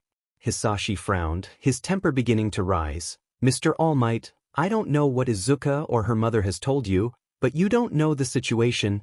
Oh, I know exactly what's going on. Sir Knight, I may be the one with the foresight quirk, but I have a bit of foresight myself, so I'm going to tell you what's going to happen. All Might's smile was replaced with a furious scowl, his teeth bared like a bear before its prey. You are going to tear up any replacement documents. You have and stay away from Izuka and her friends and family. If you do not, many things will happen. Firstly, I'll announce publicly that my agency will never do business with the Kintaro Group, citing immoral practices on the part of the Kintaro family's second son. Secondly, I will urge my fellow heroes to do the same, telling them what you tried to do. Thirdly, I'll tell the media why you abandoned your child and that you threatened her mother when she was rescued, all so you could exploit her. I wonder what would happen to you after all that. Everyone in the room could tell immediately, if All Might followed through on that threat, the Kintaro Group would be ruined. They'd practically bend over backwards to kick Hisashi to the curb, just to save face. Hisashi would be left completely destitute either way, with barely enough money to rent a low-end apartment. But you can't do that. I've done nothing wrong.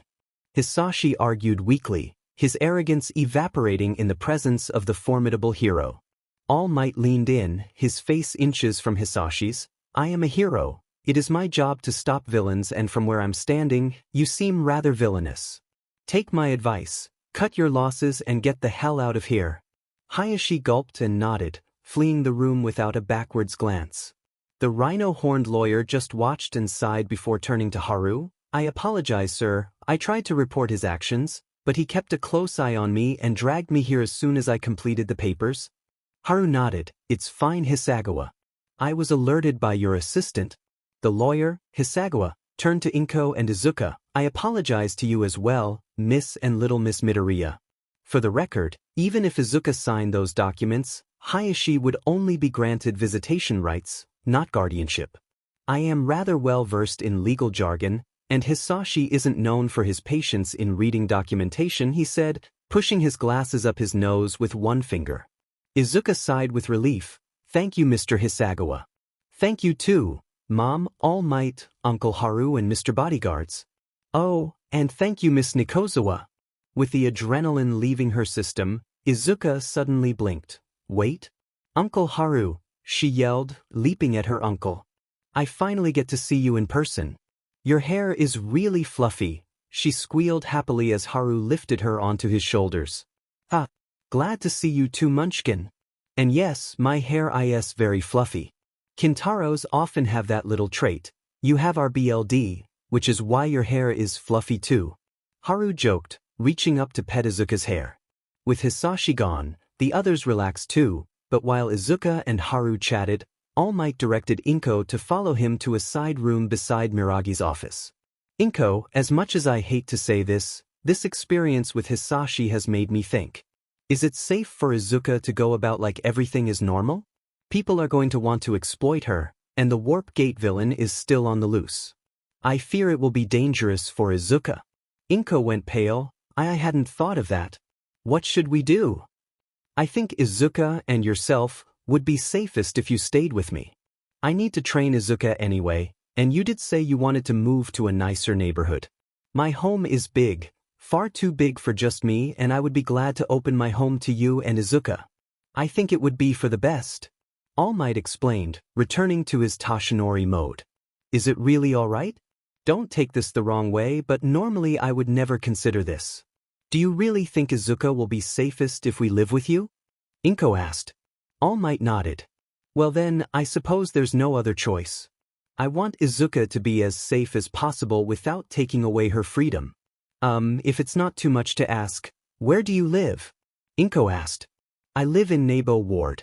It's where most wealthy families in the city live, and is home to a lot of the top heroes around. My home is somewhat modest for the area, but is still considered upper middle class. I have my own gym, bedroom, study, dining room, kitchen, living room, den and 5 spare bedrooms, all with their own bathrooms. Plus, I've got a pretty big yard for running and playing. Toshi grinned. Inko blinked. You consider that modest? Toshi just laughed at the outburst, which Inko soon joined in with. Once the two calmed down, they returned to the others to find Izuka was hovering above the ground with her fire wings, while her uncle Haru had taken off his jacket and shirt so he could sprout his dragon wings to hover as well. Thankfully Izuka was wearing her fireproof dress from Eraserhead, so her wings didn't burn her clothes. Toshinori and Inko exchanged a smile, the same thought crossing their mind. Just wait until we tell Izuka she gets to live with All Might. Chapter 3, Road to You. Part 1. The day had finally come. 5 days after being rescued from the clutches of All for One, Izuka Midoriya was being discharged from hospital alongside All Might, and was preparing to deal with the press for the first time. The Bakugas, Gran Torino, Sir Night Eye, Agent Nest and All Might's friend, Detective Naomasa Tsukachi were all assembled in the hospital foyer, with the police keeping the media from entering or blocking entry to the hospital. The group had come to serve as an SCRT for the Midoriyas, so they could safely get home and begin packing their things for the move to Toshinori's home in Nebo Ward. Katsuki had been disappointed that the Midoriyas wouldn't be coming to live with them instead, but Toshinori had promised that he could come visit whenever he wanted and would key the Bakugas into the house's biometric security system.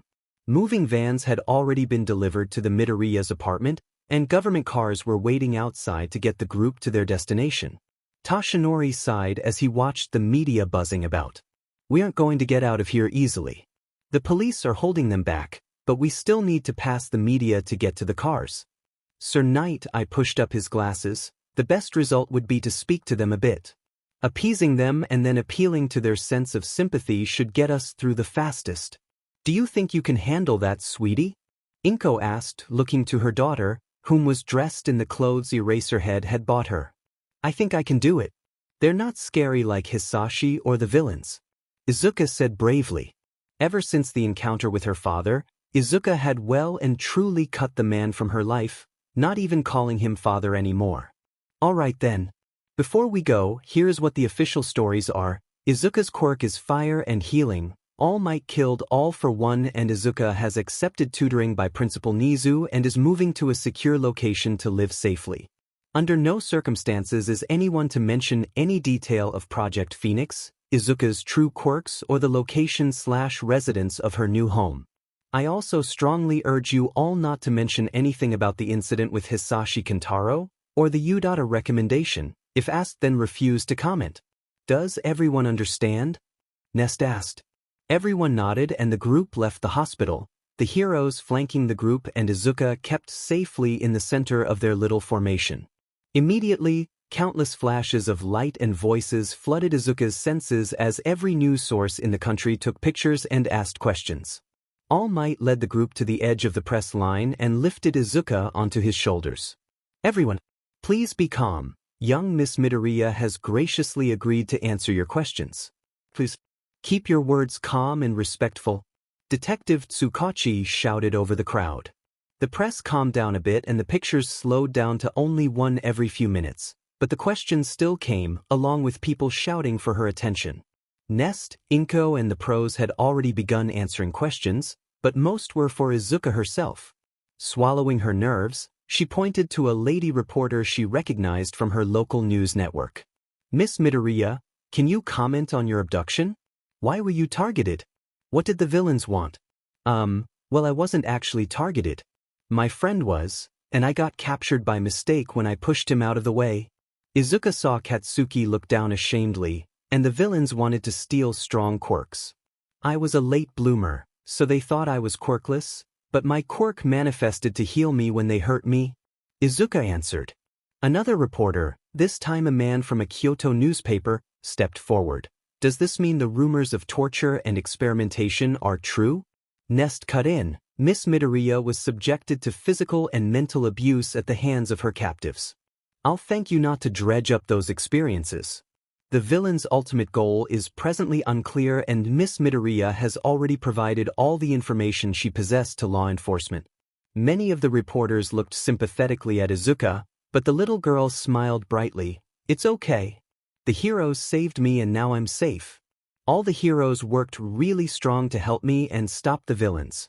All Might and Eraserhead were the best ones, beating up the villain and stopping the other one from kidnapping me again, she gushed, entering her fangirl mode. The media absolutely ate that up and their questions turned away from her experiences and more towards how she liked different heroes. Izuka was highly complimentary towards every hero mentioned, and at one point, All Might had laughed and patted her head. Young Midoriya is a spirited child who loves heroes more than anything else in the world. All Might grinned. Mr. All Might, how do you feel to have been saved by the very child you yourself had saved moments before? A reporter asked. I was very lucky. It is no exaggeration to say that if it weren't for Izuka, I would have died. Izuka's healing quirk creates flames that consume BLD to heal wounds, and the dear girl even cut herself to use her own BLD to heal me when my own BLD wasn't enough. Young Midoriya is as much a hero as I am, willingly sacrificing her own health for the sake of others. All Might declared. Izuka blushed and tried to bury her face into All Might's hair. The press cooed and many pictures were taken of the sweet sight. After that, the questioning tapered off and the group were able to get to the cars and drive away with minimal fuss. It had only been 15 minutes, but both the Midoriyas and Bakugas were exhausted as they relaxed in the large people carrier. Holy Seerby, that was annoying. Katsuki cursed. I can't believe even we got asked questions. Masaru complained. Katsuki here even got asked what his relationship with Izuka was. Imagine asking a 10-year-old a question like that. In tabloids? Izuka looked curiously towards her friend, whom smirked. Naturally, I told him I was gonna marry you. Kaken. Izuka meekly protested, getting a playful flick to the forehead from her friend. Just kidding, Izukan. I told him we were childhood friends, he said with a cheeky grin. You should have seen the looks on everyone's faces when I got back to class on Monday. They were all going crazy, asking about you and when you'd be coming back to school. Izuka blinked in surprise. Between being quirkless, quiet, studious and well-behaved, Izuka hadn't had any real friends. Boys hadn't wanted to play with a girl, and girls didn't want to play with a tomboy like Izuka, even if she still liked girly stuff. Kaken, you know I probably won't be going back there, right? The sandy blonde nodded. Course I do. If that Nizu guy doesn't become your permanent teacher, you'll end up with tutors or some high-class school, like Somei or something. It doesn't really matter, I told most of the people in my school to get lost. Acting all caring, 'cause you got a quirk and fame. Freaking parasites, he growled. The rest of the car ride was fairly quiet, and by the time they got to the Midoriya's apartment, most of the press outside had left following the interview at the hospital, and the moving crew was raring to go. It didn't take long to actually pack their things into the moving trucks. Neither Inko or Izuka had a huge amount of possessions, and with All Might and Gran Torino helping out, it was done before lunch. Inko and Izuka both teared up a bit as they left the apartment for the last time. It wasn't much, but it had been their home since before Izuka had been born, and leaving it was a sad occasion. The family said their goodbyes to the neighbors and piled back into the car for the trip to Nebo Ward. When All Might had described Nebo Ward as the rich and wealthy district, he hadn't been exaggerating. The ward was made up of 48 blocks, arranged in 6 rows of 8, and each block was not a street or apartment complex, but a single home. The buildings were all built in a Western fashion. A more Japanese-style ward of the same class, Giannasu Ward, was on the other side of the city, and no two buildings were the same. The only blocks that weren't filled with manors or extravagant homes were the ones occupied by a large park and a shopping center that catered to the rich and famous. A single hero agency was based here, Lady Noble, the Golden Eye Hero Agency. Toshinori's home occupied one of the smaller blocks, specifically located directly to the north of the shopping center. The blocks surrounding it had been made smaller so the center had more space. His home was large and modern with a well-kept garden surrounding the entire property.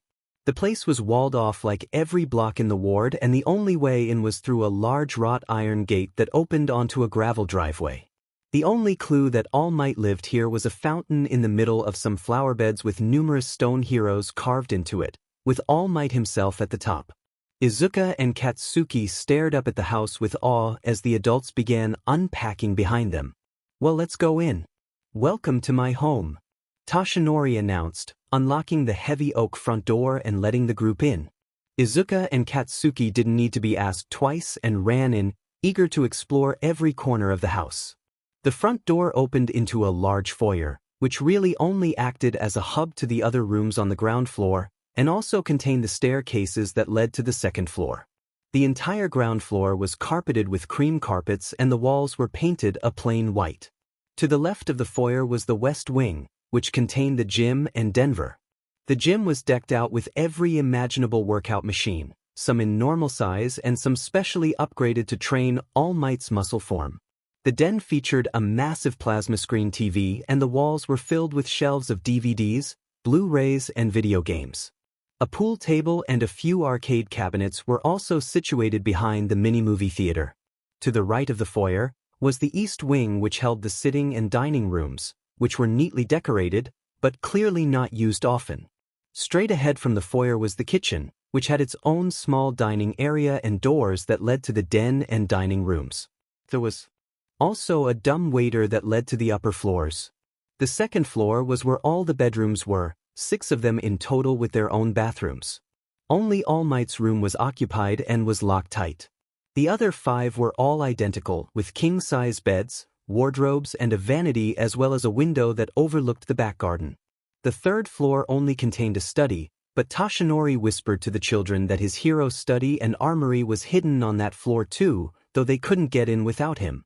When the two were finally done exploring, the moving crews had already emptied their trucks and now boxes of the Midoriya's things filled the foyer.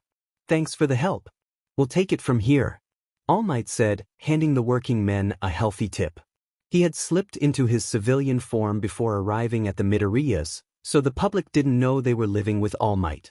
With the moving crew gone, Toshi turned to group. That's the strong part done. Inko, I'll keep any furniture you don't feel like using in the garage. There's plenty of space.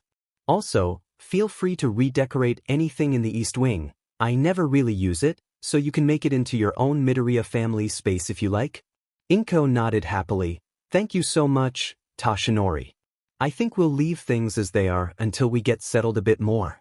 Righto. Now, young Izuka, you get first dibs on which room you want. Mine is the one on the far left, so the other 5 are unoccupied. Inko, young Katsuki, Mr. and Mrs. Bakugu, feel free to take your pick of the remaining ones. Mitsuki's eyes widened. That's really nice of you, but why us? We're not moving in too. Toshinori grinned. Maybe not, but I have plenty of rooms and I'd like you to come visit as often as you like. You might as well be comfortable. Izuka and Katsuki shot each other excited smiles and ran off to choose their rooms, opting for the 2 in the middle since they had the best view, showing the wide back garden. It's not much yet, but a lick of paint and your stuff and this place will feel like home, Toshinori said, leaning in the doorway. It already feels like home to me, 'cause you and Mom are here. Izuka smiled sweetly, hugging the man. Katsuki laughed at Toshinori's flustered expression, but he soon shut up when Izuka hugged him too, making him blush as badly as Toshi. Inko selected the room between Toshinori's and Izuka's, and the Bakugas ended up picking the one on the other side of Katsuki, leaving only the one on the far right unoccupied. With everyone working together, Izuka and Inko had their personal belongings put away in their new rooms, making their rooms look like larger versions of the ones they had at their old home. By the time they were finished, everyone was famished and sat down for dinner in the dining room. This place really is amazing, Toshinori. How do you keep it so clean and tidy? Inko asked. Gran Torino snorted. This idiot can't even work a vacuum. His only domestic skill is cooking. That's so mean. Toshi sulked, but it is true, I have a cleaner and gardener that maintains the place. I do the food myself. Well, we can help you there. Izuka and I cook together all the time. Inko smiled and Izuka happily nodded. Cooking with Mom is fun. It'll be even more fun with you too, she cheered. Katsuki smirked. I bet you could cook without even using an oven with your fire quirk. I tried cooking a fish I caught with explosions, but it ended messily. Masaru shuddered. Don't remind me. I was cleaning fish bits out of places I didn't even know I had. I found one of its eyeballs in my ear. The children giggled while Tsukachi and Gran Torino smirked and Sir Night Eye looked a bit green. Toshi, hoping to change the subject for the sake of his sidekick, looked to his successor. It'll be nice to have someone else to cook for besides myself. Now, I think we should discuss how we'll begin your training. Izuka nodded excitedly. Yeah. I've got to go to U.A for some equivalency tests on Monday, then I'll start tutoring with Principal Nizu. I also have to have my counseling sessions with Dr. Miragi every other week, but the rest of the time is all for training. I'm glad you're so enthusiastic. I know you're proficient with your Phoenix and Link evolution quirks, so we'll be focused solely on one for all. But this is important. Until I tell you otherwise, you are forbidden from even trying to use one for all. Emergencies are fine, but otherwise, never use it. All Might warned. How come? Is it dangerous? Izuka asked. Yes, both for you and for others. It puts incredible strain on the body if you aren't used to it, and with your current physique, you'll be shattered with even a tiny bit of the power. We'll be training your body first so you can use the minimum power safely, then we'll work on controlling the power output. I warn you, it'll be extremely difficult, and when you actually start using one for all, I imagine it'll hurt a lot until you're used to it. Your healing quirk is really a godsend in this situation. Holy see, your quirk could seriously mess up her body? Katsuki asked. Unfortunately. I was lucky in that my body is perfectly suited for it, but Izuka, you are never likely going to have the muscle mass that I do, so you'll need to use the power differently. Toshi explained. You may be better served using kicks, acrobatics, and speed as opposed to punches and raw power. Sir Night Eye added. Judging from your mother and your rather reprehensible father, you will likely be slender, and any muscle you build will likely be based more in your legs and abdominal muscles. Izuka nodded. I can also use my fire as a booster to further strengthen my blows without causing myself any damage. You also have that evolution factor as part of your quirk. Chances are, that'll help you adapt to it faster. Inko added her own opinion. I'm not sure about that. Evolution helped my mind, as well as making me more resistant to poison, disease and other environmental effects, but it never really worked to make me physically tougher. But there is a difference between taking blows and overworking my own body, so it might work. Izuka replied. She wished she had her hero notebook with her, but her mom didn't like when she wrote at the dinner table. From there, conversation turned into the heroes creating a proper training plan for Izuka. All Might would focus on the actual muscle training, Gran Torino would teach Izuka how to fight with kicks and acrobatics, and Sir Night Eye would help improve her natural ability for strategy. Inko would contribute by helping cook the special diet that Izuka would need, and Katsuki would join in on the training as well, so he and Izuka could get stronger together. Mitsuki and Masaru were a bit lost, not being sure how to assist, but Izuka assured them that just cheering her on was enough. For the rest of Izuka's first week in her new home, she rested and helped run errands with Inko and All Might, getting to explore a bit of the neighborhood. Since most of the people living in the area were very wealthy or famous themselves, they had very little interest in Izuka, or were understanding and kept her presence in Nebo Ward a secret, allowing her to move around freely without worry, though All Might insisted he accompany her whenever she left the house. On Monday, Izuka woke bright and early and dressed in the child-sized yutara uniform, practically vibrating with excitement. Today was the day she would finally get to see inside yutara and begin her tutoring. After breakfast and a big hug from her mother, Izuka hopped in Toshinori's car for the drive. I see you're excited. Toshinori grinned as he drove. I am. I've wanted to see inside yutara since I was a toddler, and now I'm gonna be a student. Even if it's only tutoring, but then I'll get to be a real student in high school. Izuka gushed. I'm glad. But I have to ask, are you really okay with this? I know you and young Katsuki are very close. Would you rather be going to school with him and other children your age? He asked, watching her out of the corner of his eye. Izuka giggled. It's okay. Kakin is my only friend my age, and he practically lives with us. Toshinori smirked. Izuka was right too. They had moved into his home on a Wednesday, and out of the 4 days they'd been there, Katsuki had stayed 3 times. He only begrudgingly went home Sunday evening so he would be ready for school the next day, though he promised he'd come back after school. The pro hero was actually glad that Izuka had such a devoted friend, even if that friend did like to tease her a fair bit. When the duo arrived at yutara, they were met at the front gate by a familiar man in black clothes and many gray scarves. Eraserhead.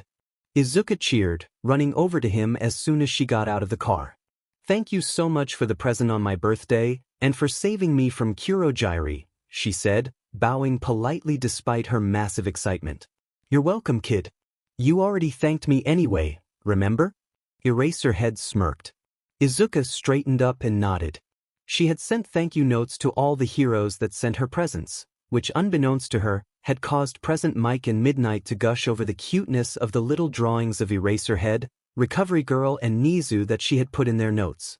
Anyway, I don't really go by my hero name when not on active duty. I'm Shota Aizawa. Nice to meet you, the tired man introduced. And I'm Izuka Midoriya. Nice to meet you too, Aizawa-sensei, she smiled. So, how come you came to meet us, Shota? All Might asked. Aizawa pointed at the yutara barrier behind him. It's the summer vacation right now, so the security system is going through maintenance. Only the yutara staff are allowed in right now, but Nizu made Izuka's ID the same as a teacher one to get around that. I'm here to collect her since you won't be allowed in, and to make sure she doesn't wander to places students aren't allowed, he explained. I see. Well then, this is where I leave you, young Izuka. Have a good day and do your best. Toshi said, kneeling down to slide Izuka's hair. The little girl leaned into the touch and then hugged him tightly. I will. See you later, Toshi, she smiled cutely. Come pick her up at 4 o'clock. If you don't show up on time, I'll let Hizashi and Namuri fill her up with candy. Shota threatened, the deadpan expression making it clear he was very serious. Toshi returned to the car with a wave and Izuka followed Aizawa-sensei into you, looking around at anything and everything. As they walked, Aizawa spoke. Nizu is actually not here right now. He's off dealing with a situation at the first-year hero course training camp. He'll be back by this afternoon, but he left me with instructions for the day. Izuka nodded. Aizawa-sensei, don't you have a class yourself? I heard from Toshi that you're the Class 1A homeroom teacher. I expelled them all within the first week. Aizawa said nonchalantly. The small girl squeaked in shock. Really? What did they do? It's more what they didn't do. Every demon one of them thought that since they already got into Yude, they could screw around and not take it seriously, or worse, they were only in the hero program for their own sakes, to boost their ego or fame. I've got no room in my class for someone like that, so I kicked them out. Some got transferred to support or general education if their abilities or grades were good enough, but most left Yude altogether. Izuka gulped. Aizawa-sensei was actually quite scary, but he certainly took being a hero seriously and had a rather fierce work ethic despite his lazy appearance. The girl couldn't help but feel respect bubbling up within her. Anyway, we're going to the staff room. You'll be taking some equivalency tests so we know what you need to learn or catch up on. Then we'll have lunch, and this afternoon, I'll show you around the school while Niza grades your papers. You got all that? Aizawa asked. Yes, sensei. Aizawa smirked into his scarves. It seems this kid actually had the proper spirit. He decided he'd watch her carefully. The Yukata staff room was empty when they arrived, though a small child-sized desk had been placed next to Aizawa's and a small bag of cookies was sitting on it, a good luck note pinned to it. A gift from Lunch Rush, no doubt. Aizawa shook his head. Izuka's eyes sparkled at the gift and she carefully placed them into her backpack and sat down in her desk, her face practically glowing from happiness and excitement. I'm ready, sensei, Izuka declared. She'd already unpacked her things, namely her pencil case, eraser, and notebook. Aizawa looked at the notebook with a raised eyebrow and Izuka opened it, showing it was blank. Being prepared is a good habit. Here are the tests. You have 45 minutes for each one and I'll let you know when to start the next one. Aizawa handed over a packet of 5 test papers, which Izuka took with a grateful smile and set to work. The tests were math, science, Japanese, English and social studies, and Izuka tore into them with gusto. Aizawa settled at his desk to finish some paperwork, but truthfully he spent most of his time watching the girl at his side. Izuka was focused completely on the papers in front of her, her tongue poking out the side of her lips in concentration. Aizawa was mildly surprised that she didn't seem to be struggling, with the only signs of difficulty being when she swapped to her notebook to perform calculations. This was surprising as the papers had been designed by Nizu himself, and from the brief glance Aizawa had given them, they were suited more to 11 or 12-year-olds, not 10-year-olds that hadn't been to school in a year. When Shota questioned Nizu on this, the infuriating mouse man had just waved him off and told him to wait and see. Izuka finished each test within 30 minutes and spent the last 15 minutes of each one checking her answers, occasionally making small alterations or adding to her answers, another good study habit that Aizawa wished his older students would employ. The underground hero thought back to the reports he'd been given by Nizu the previous evening. They had been reports from Izuka's elementary school and almost everyone said the same thing. Izuka Midoriya was an intelligent and very strong working young girl, but was cripplingly shy and lacked assertiveness, which Aizawa read as being a side effect of bullying due to her not having a quirk. He growled to himself under his breath. Those teachers hadn't done anything about the bullying, all because the bullies had quirks and Izuka didn't. The man hated that the poor girl had to be kidnapped and tortured for that to change. Finally, the last test was completed and Izuka sat back in her chair, stretching her arms and sighing with relief. That was tougher than I thought it would be. You did good, Aizawa said approvingly. I'm going to go grab us some lunch. You sit tight, he told her, handing her one of his juice pouches before standing up and heading for the cafeteria. It wasn't actually open, but Lunch Rush had stored a couple of bento boxes for Shota and Izuka in the fridge in his kitchen so no one snagged them. Aizawa couldn't count how many times he'd used his scarves to strangle Hisashi for eating his lunch. With lunch in hand, he returned to the staff room, only to sigh in irritation at the sight he was met with. The other teachers had showed up. Izuka was blushing, her eyes sparkling as she looked back and forth between all the pro-heroes surrounding her. Recovery Girl, Present Mike, Cementos, Midnight, 13, Snipe, Ectoplasm, Power Loader and Hound Dog were all sitting around her, introducing themselves or gushing over the cute child. They had all been told not to come to the staff room because of Izuka's tests, but now that they were finished, that order no longer applied. Will you all give the kid some space? She needs to eat. Izawa deadpanned, handing the bento to Izuka. Thank you, Izawa-sensei. Izuka smiled as she took the box. Present Mike and Midnight promptly swooned at the adorable child. Shota, how could you keep this adorable little green bean all to yourself? Hisashi Yamada aka Present Mike complained, ruffling Izuka's hair. I've been having her take tests, not playing. Shota shot back. Leaving this poor cutie taking boring old tests all day. How mean. Namuri said dramatically, picking Izuka up and depositing the girl in her lap. Izuka looked like she was in heaven, being fawned over by the pros. It wasn't so bad. It was kind of fun actually, like solving a tough puzzle. Izuka smiled. A good attitude to have. Have you been taking care of yourself properly? Recovery Girl asked. Yeah. I've been eating a lot and resting, and I haven't used my quirks at all, except once, when I got mad with someone. Izuka answered, feeling a bit guilty at the end. That doesn't sound like you. Was it a bad person? The nurse asked. Izuka grimaced, thinking about her BR's father. He was, she said. Arg. Is someone bullying the cinnamon roll? Who is it? I'll beat him up. Present Mike growled. Not quite. What happened was... Izuka told them the story of Hisashi Kintaro. The Utada heroes all knew the truth about Izuka's quirk and what happened to her with All for One, so she felt it was safe to tell them. How despicable. A father abandoning his cub, I'd rip the fool apart. Hound Dog barked. It's awful that he tried to take you away. We'll keep you safe. 13 added, petting the girl's hair. The space hero was a little upset that they couldn't take off their glove and touch the soft curls directly, especially since Midnight and Present Mike seemed to enjoy stroking them so much. Maybe we should reconsider working with the Kintaro group in future? Power Loader commented, only for Izuka to become panicked. No. Please, don't do that. Hisashi is a bad guy, but Uncle Haru is really nice and a lot of people work at their companies. I don't want them all to suffer cause of me. Izuka argued. Easy kiddo, I take it back. Geez, no wonder you want to be a hero. Your heart is far too big. Power Loader said, recoiling both from Izuka's words and the glares that the other heroes shot him. At that moment, Nizu walked in, carrying a pair of files and wearing an angry frown. Apparently the incident at the training camp hadn't ended well. Everything all right, Nizu? Recovery Girl asked. Not really. The incident was worse than I feared. 2 of BLD King's students got into a petty argument that escalated to violence and quirk usage.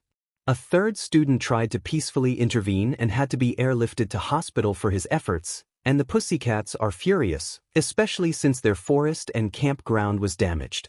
Yurei has to foot the bill for the repairs and the medical bills for the injured student. That student will miss at least a month of school and the 2 instigators have been expelled. The mouse man grumbled as he placed the students' files on BLD King's empty desk. They got expelled? It must have been really bad. Izuka commented, resisting the urge to pet Nizu's head to comfort him. I was reluctant, since the 2 boys were very promising despite their issues, but BLD King won't have them in his class any longer and if he won't, Eraserhead certainly won't. Nizu replied. Aizawa snorted, Demon right I won't. A hero that hurts his own comrades is no use to anyone. Nizu sighed and turned back to Izuka. Never mind all that, it seems you're quite popular with my staff. How did you handle the exams? He smiled. Tough, but I could handle it. If the tutoring is as tough as that, it should be really fun. Izuka grinned, expressing the joy of a child that truly loved to learn. Nizu felt cheered up by the smiling girl. Very good. Now, you all go and give Izuka the tour while I grade these papers.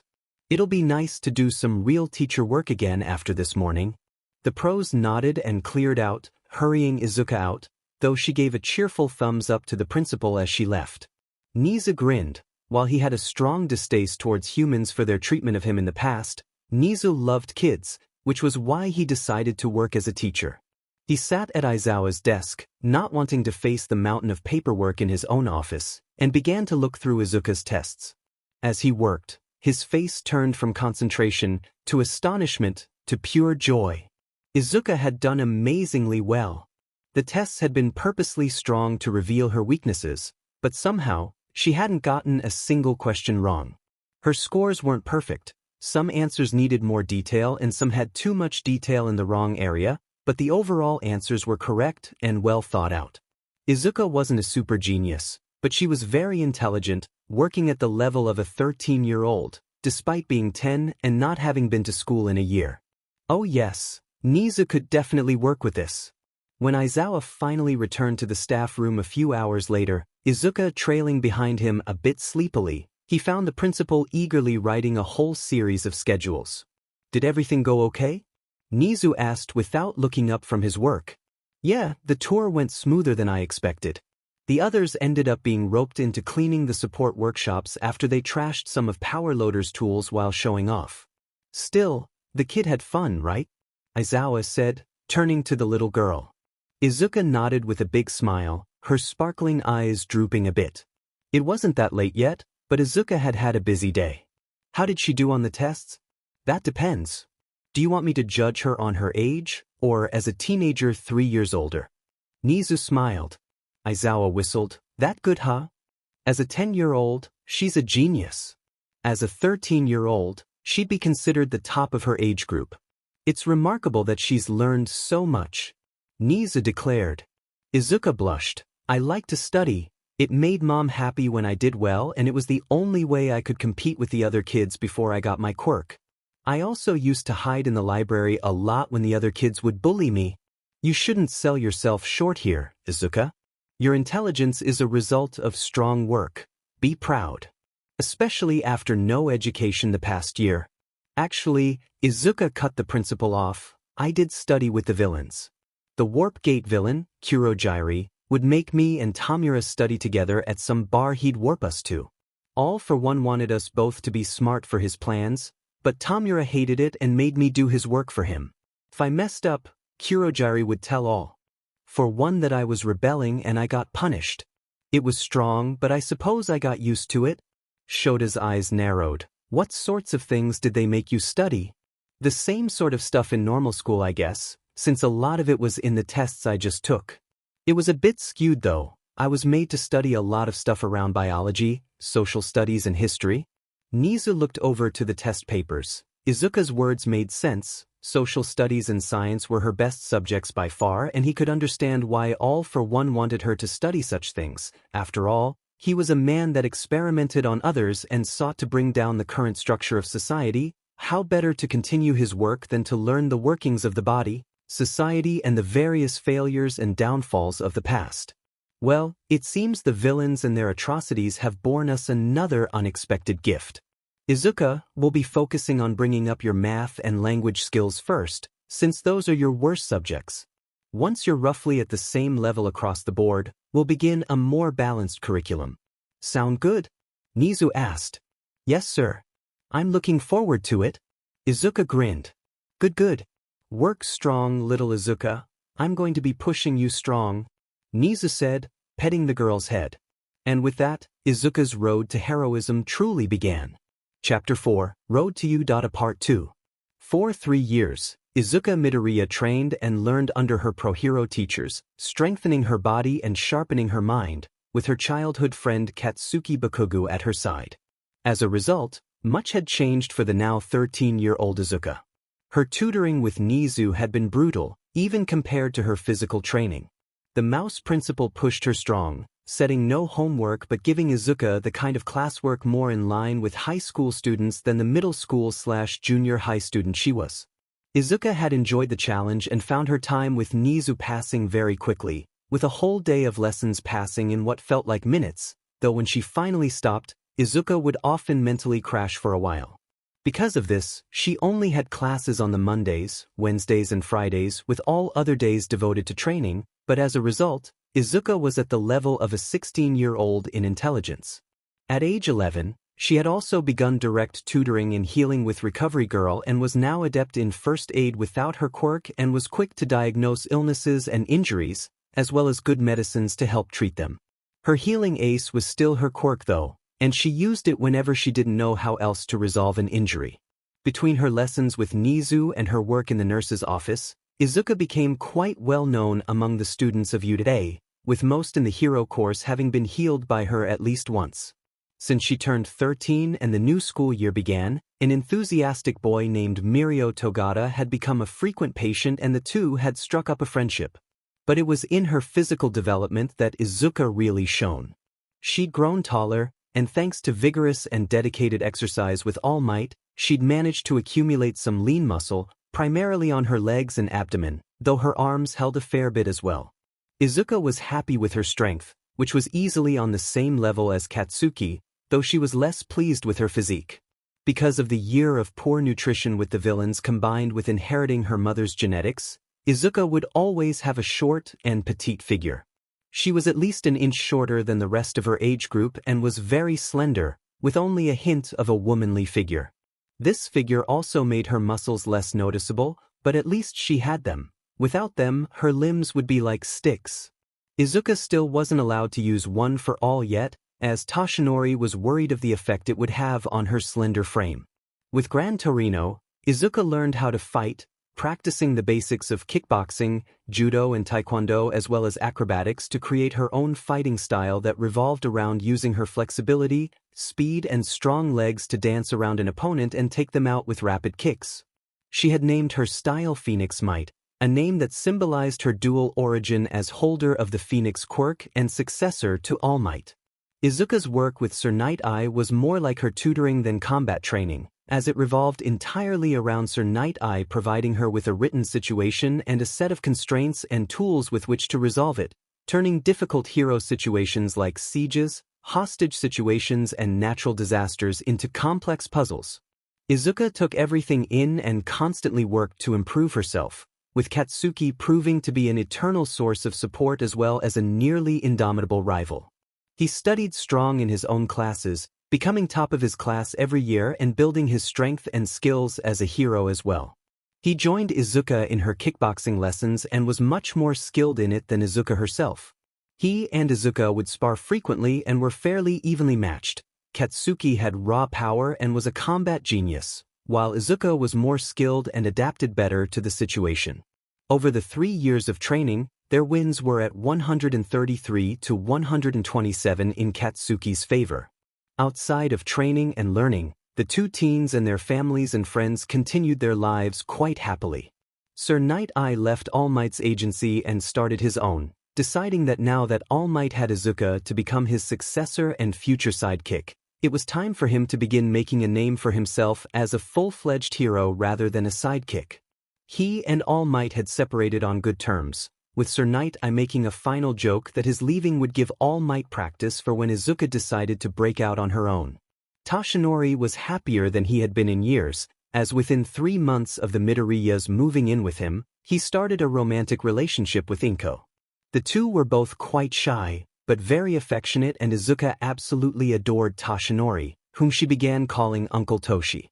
That nickname had only lasted until just a few months before Izuka's 13th birthday, and had been replaced by a new one, Papa.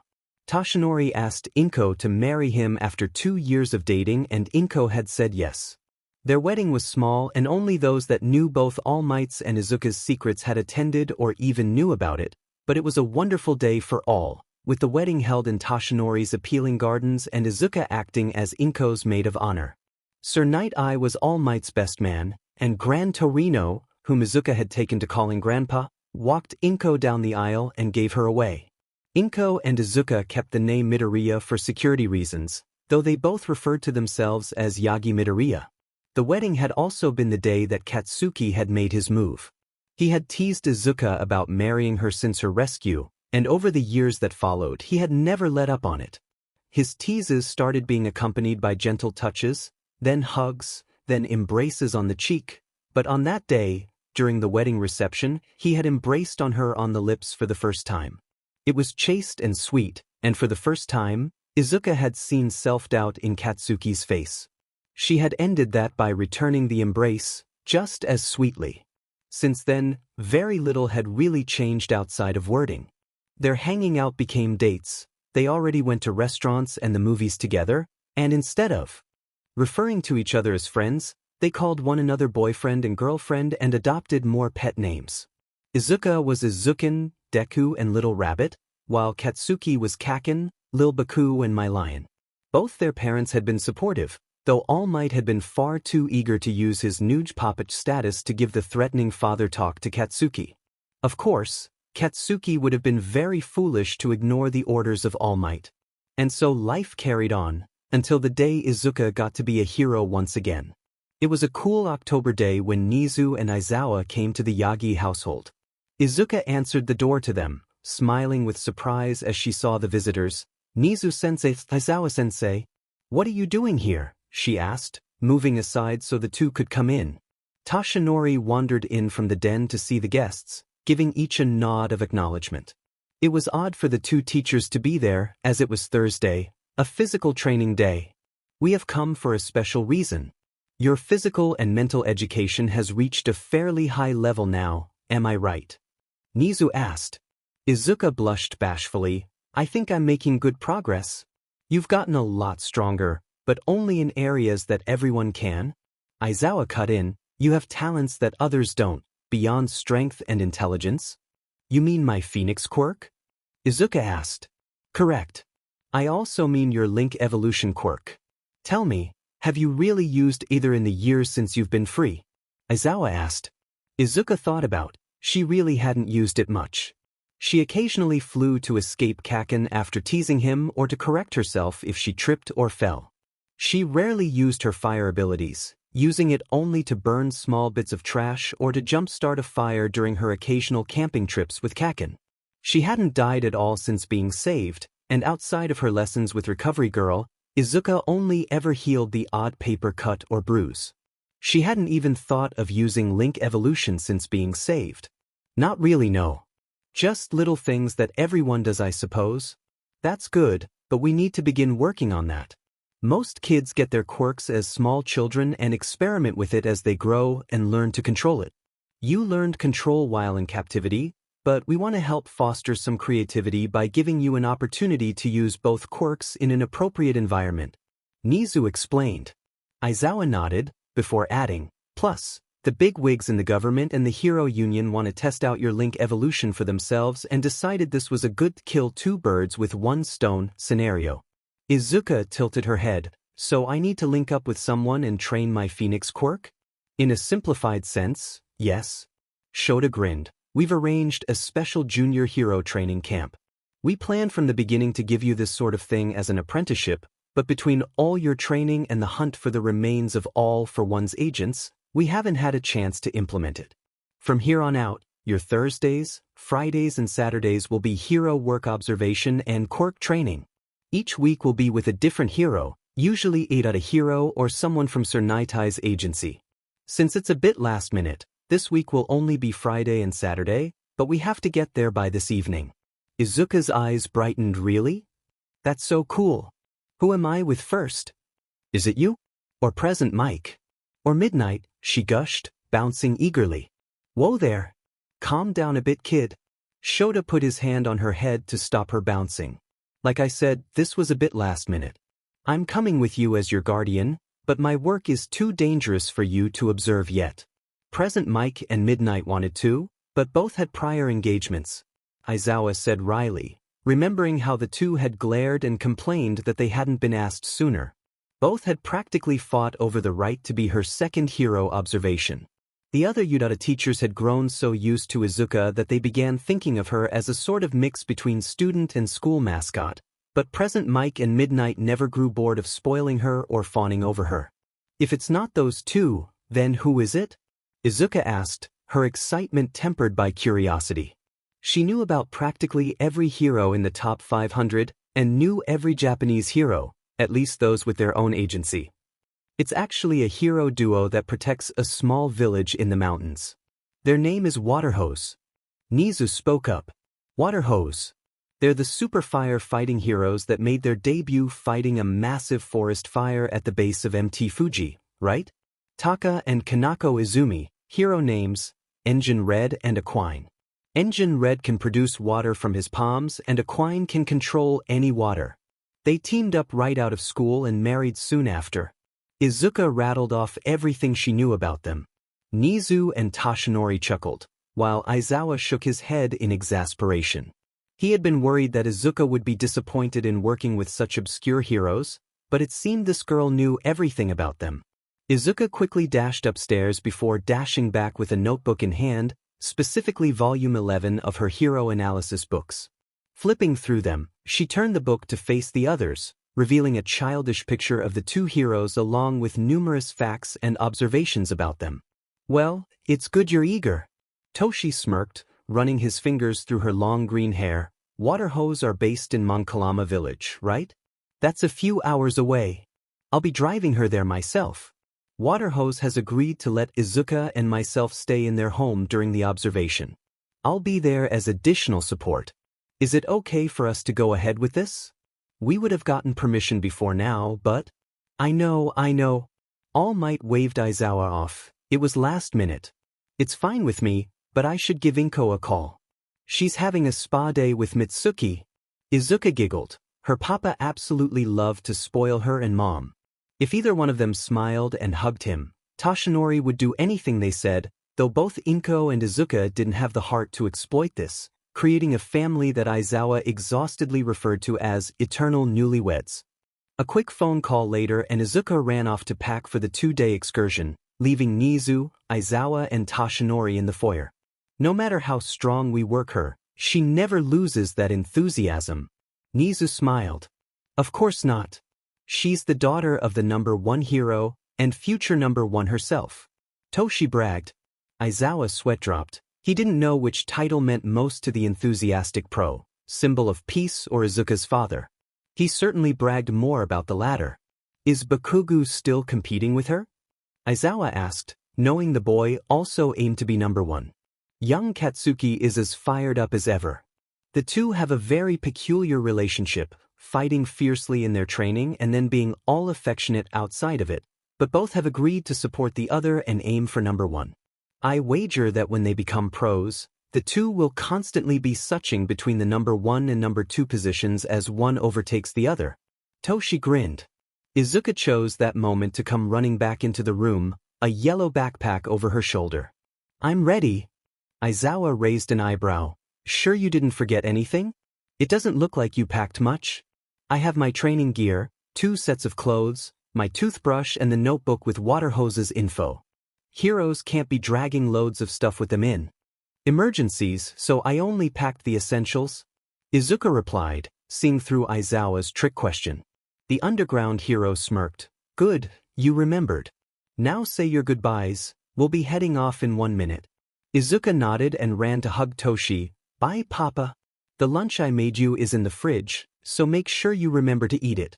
Toshi returned the hug and embraced the girl's forehead. I will, my girl. Enjoy yourself and work strong. He turned to the teachers. Can I expect you back late on Saturday, or will you leave it until Sunday? Sunday, so we both have a chance to relax. Aizawa answered. All Might nodded and walked the trio out to the car and waved as the trio drove off. As All Might watched his daughter disappear into the distance, a sudden shiver went up his spine. I suddenly have a bad feeling about this. Izuka felt a similar shudder, though she interpreted it as anticipation. The drive to Mankalama village was a good 3 hours after getting out the city, so Izuka passed the time by participating in an impromptu lesson with Nizu while Aizawa concentrated on driving.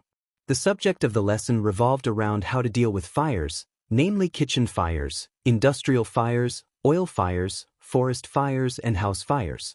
For most, this would have been simply a case of calling the fire brigade or grabbing the right fire extinguisher if it was a small fire, but for Izuka and her pyrokinesis, it was much simpler.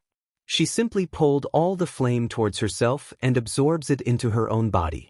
Absorbing flames gave Izuka a boost of power like a sugar rush and also raised Izuka's body temperature and at high levels, could result in her getting a fever if she didn't expel the excess energy quickly enough. It was the only real limit to her fire-based abilities, since no fire could hurt her and hot objects would not burn her, even if they did make her uncomfortable. Paradoxically, because of Izuka's fire making her normal body temperature higher than normal, Izuka actually preferred cold weather, as it helped to regulate her high heat while hot weather made her uncomfortable but made her fire power stronger. As they approached Monkalama village and the water hose agency, Nizu changed the subject to her link quirk. Izuka, do you still know how to actually perform the link? It has been a long time. Nizu asked. I do. I just have to have skin-to-skin contact and I'm not sure how to explain it, but I sort of meld my spirit with theirs. The best way of explaining it is that I hug them with my soul and then our souls hold hands. Izuka explained, struggling with the rather abstract concept of her links. And what about the other aspects? Aizawa asked, his eyes flicking to her in the rear-view mirror, the evolution of the other person's quirk, the telepathy and your ability to use their quirk? That's a little easier to explain, at least by feeling. The telepathy is just like have a phone call in my head. I imagine it as thinking at each other through the phone, and when I want to keep my thoughts to myself, I cover the receiver. As for using their quirk, that is even easier. I have instinctive knowledge on how to use it, though I lose that knowledge when the link ends. Izuka said with a smile. And the evolution? Izuka tilted her head, deep in thought. I can't really explain that well. The linked person's quirk just gets stronger, or their body adapts to it better maybe. I only know what I saw, but I think the quirk's owner can use the improved and unimproved versions separately if they wanted, and I know that the improved version is usually harder to control and takes more energy. Beyond that, I'm kind of clueless. Nizu nodded. If you can use a weaker version of the linked person's quirk, then when their quirk evolves, are you also able to use a stronger version? I don't think so. I only got to test Tamura's quirk, but even after his evolved, I still had the same restrictions as before. Izuka replied. When Tamura Shigaraki's quirk evolved, he had been able to deactivate his quirk rather than having it be automatic, and had also been able to use it from his feet if he wanted. Izuka had to touch all 10 fingers to something to use it though, as opposed to Tamura's 5 fingers on one hand, and when she did, the effect was automatic even after Tamura's quirk evolved. I'll keep a close eye on it.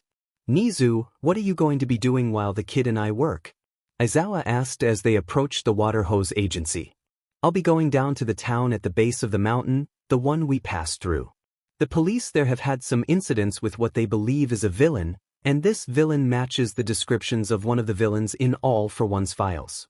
I'm going to review their evidence and the crime scenes to see if I can put more of a picture together. Nizu answered. Izuka frowned. Ever since her rescue, the government had been ruthlessly hunting the villains that had become associated with All for One. Many had been captured already thanks to All for One's detailed notes and descriptions on them, whom he considered his assets. Most of the small fry had been caught already, but many big shots like Tamura and Kurogiri were still running about, as well as several Numis that were missing after the destruction of the lab. Her frown was wiped away when they came to a stop outside the hero agency, and Izuka jumped out of the car and ran to meet the heroes she'd be training with and observing, Aizawa and Nizu hot on her heels. The water hose agency was built in the style of a small fire station, complete with massive garage for a fire engine and fireman poles. Wow. This place is so cool. We're glad you like it, declared 2 voices from within the building. Suddenly, 2 figures shot down from the fireman poles and formed a pose together which roughly resembled the kanji for water. We are water hose. Izuka's smile became impossibly huge. The couple wore the same costume, consisting of a red vest over a black bodysuit with white shoulder pads, gloves and boots. Over the left BRST on the vests was a gold emblem like that of the fire department, and each wore a helmet with a visor, mouthpiece and a snorkel attached to the side of the mouthguard. Amazing! The firefighter heroes, Engine Red and Equine. The 2 heroes chuckled and took of their helmets. They had similar hairstyles, with Equine's being light brown and Engine Red's being black. Engine Red also had some light stubble on his upper lip. Hello there, little hero. Equine greeted. I'm Kanako Izumi, aka Equine, and this is my husband Taka, aka Engine Red. I'm Izuka Midoriya. I don't have a hero name yet, but I hope it'll be a cool one like yours.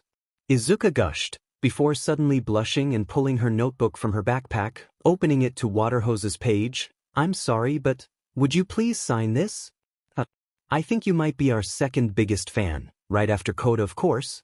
Taka laughed, happily signing his name under the drawing of him. Kanako did the same with a giggle, also taking the opportunity to pet Izuka's hair. "Thank you so much. I love rescue heroes the best, though All Might is my favorite. If I may ask, who is Koda?" Izuka asked, beaming at the heroes and their autographs. "Koda is our son." Kanako smiled proudly. "He's staying with his Aunt Shino, my sister, this weekend. He's only 3 and is a good boy, but we felt it would be best to have him out of the way for this, so we can focus on you. Remember Midoriya? In an emergency, splitting your attention unnecessarily can lead to disaster." Izuka nodded determinedly and wrote the quote in her notebook. When you said your sister Shino, do you mean Shino Sosaki? Sosaki is your maiden name, right?" Kanako nodded, making Izuka grin. "Then he's staying with Mandalay of the Wild Pussycats? He's really lucky having so many awesome heroes in the family." Nizu and Aizawa both sweat dropped. This coming from the girl whose dad is the number one, they thought. "Well, I only came this far to ensure Izuka and Shota got here safely. I leave them in your care, Waterhose," Nizu said, before marching off to Aizawa's car and driving away, leaving Izuka and the other pros wondering curiously how he reached the pedals. "I still can't figure out what that guy even is," Taka muttered as he walked over to Aizawa. "Long time no see, Shota. How've you been?" Aizawa nodded and shook Taka's hand. "I've been good. Hizashi is still a pain in the butt and Namuri has been bugging me about a class reunion. Not much else has gone on since the big rescue 3 years back." Taka nodded and looked over to where his wife was showing Izuka around their fire engine. "So that girl is the one that was rescued? These 3 years have done wonders for her. I'm still sorry we didn't come to help, but Kanako was PRGNT at the time. I understand. Truth be told, I don't know if having anyone else would have been a great help. It almost ended in disaster regardless. All Might is still not at 100%, though he'd be a lot worse if it weren't for Izuka's quirk," Shota said wistfully. He, Present Mike, Midnight, Ingenium and Taka had all been in the same class at UA. Kanako had been in Class 1B. "Speaking of her quirk," Taka turned serious. "My wife and I volunteered to be linked, but what does that really entail? I know it isn't supposed to be dangerous, but I worry for my wife and son." Shota explained everything he could, using Izuka's own words from the car ride to help fill in the gaps in his knowledge. It certainly helped calm Taka's nerves and reservations. "Good. Well, I think it's time we got this mini internship underway," he cheered, marching off to where his wife and Izuka were still talking. Aizawa followed along with a clipboard. His job was merely to observe and make a report on how well Izuka did. As it was already halfway through the day, the hero duo gave Izuka a tour of their agency and the surrounding village. Monkalama was small with only a single train line, a couple of family-run stores, a tiny elementary school and a handful of homes. It was a nice place and many residents were older couples in retirement or wealthy families that wanted to get away from the hustle and bustle of city life. Water hose were popular with the residents and many times, they were stopped so people could speak with them. Being personable is important for a hero. It helps make people trust us, especially in dangerous situations when you need to take charge. Taka lectured. Izuka wrote down his every word, making a few old ladies chuckle and compliment her for her earnestness. By the time they returned to the agency for dinner, Izuka had a small pocketful of sweets given out by those ladies. Sitting down for dinner, Izuka also got a good look at the people behind the hero names. Kanako was the clear boss of the family, with her husband following her every command even though their positions were reversed in the field. She was also a very passionate mother and took every opportunity to talk about her son or mother Izuka and even Aizawa. Taka, on the other hand, was an extremely jovial man with a habit of pulling silly pranks like squirting water from his finger with his quirk. Kanako would always respond with a sigh before using her water control to dry whatever he'd soaked. Still, both were very passionate about hero work and their little family and were very affectionate of each other.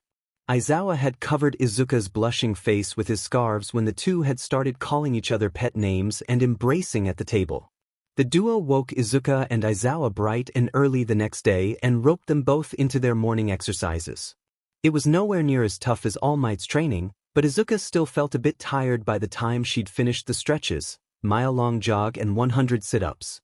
"You handled that well," Taka commented as they sat down for breakfast after the training. "Thanks. I usually do about that much as the warm-up for my muscle training." Izuka smiled, politely eating her breakfast. Both Katsuki and Toshinori would wolf their food down as fast as possible, but Inko had been meticulous in ensuring her daughter used the proper manners. "So what are we doing today?" "The most common hero work of all, patrolling. Every day, the two of us patrol the perimeter of the village, then walk through the village itself. Then we patrol the roads and forest, walking along the forest trail to a cabin we use as a storehouse and down the mountain towards the town at the base. In total, we cover about 22 miles throughout the day," Kanako explained, using a small map of Monkalama village to show their patrol route. "We usually split it up, with Kanako patrolling from midnight to noon and then myself patrolling noon to midnight, so someone is always awake for our son and the village is always watched, but since we have you and Eraserhead, we decided to patrol all together." Taka grinned. "The local neighborhood watch will pick up the slack for tonight." Aizawa chose that moment to cut in. "Do not expect much in the way of action, Izuka. This is a fairly tight-knit community. Not all hero work is flashy and exciting, but I think this'll be fun anyway. It lets you get better acquainted with the public, right?" Izuka asked. "Yep, and seeing us heroes out on patrol also reduces local crime rates and increases faith in heroes in general. In other words, the more of the easy and boring work we do, the less of the strong and dangerous work you have to deal with. Outside of the occasional fire, the only incidents around here are usually petty ones like the odd purse snatcher or kids shoplifting. Most of our work actually comes from people not being careful while camping in the woods and either getting stranded or causing a forest fire," Kanako explained. Izuka nodded and pumped herself up. She was really looking forward to this. Water Hose changed into their hero gear while Izuka showered and dressed in her training clothes, meeting the pros outside. "Now, before we start the patrol, time to link up," Aizawa reminded them. Taka and Kanako both nodded and took of a glove so they could have skin contact. Izuka took each hand in one of her own and focused on the feeling of her quirk, deep within her core. Firmly grasping the core of her being, Izuka coaxed it outward, causing her body to glow faintly as she directed the link to seek out the cores of the pros and connect with them. Both Taka and Kanako were overcome with a sudden sense of completeness, like they had recovered a piece of their souls that they hadn't noticed was missing. The two pros glowed, and when the glow subsided, Izuka released their hands. "Amazing. I feel incredible," Taka exclaimed.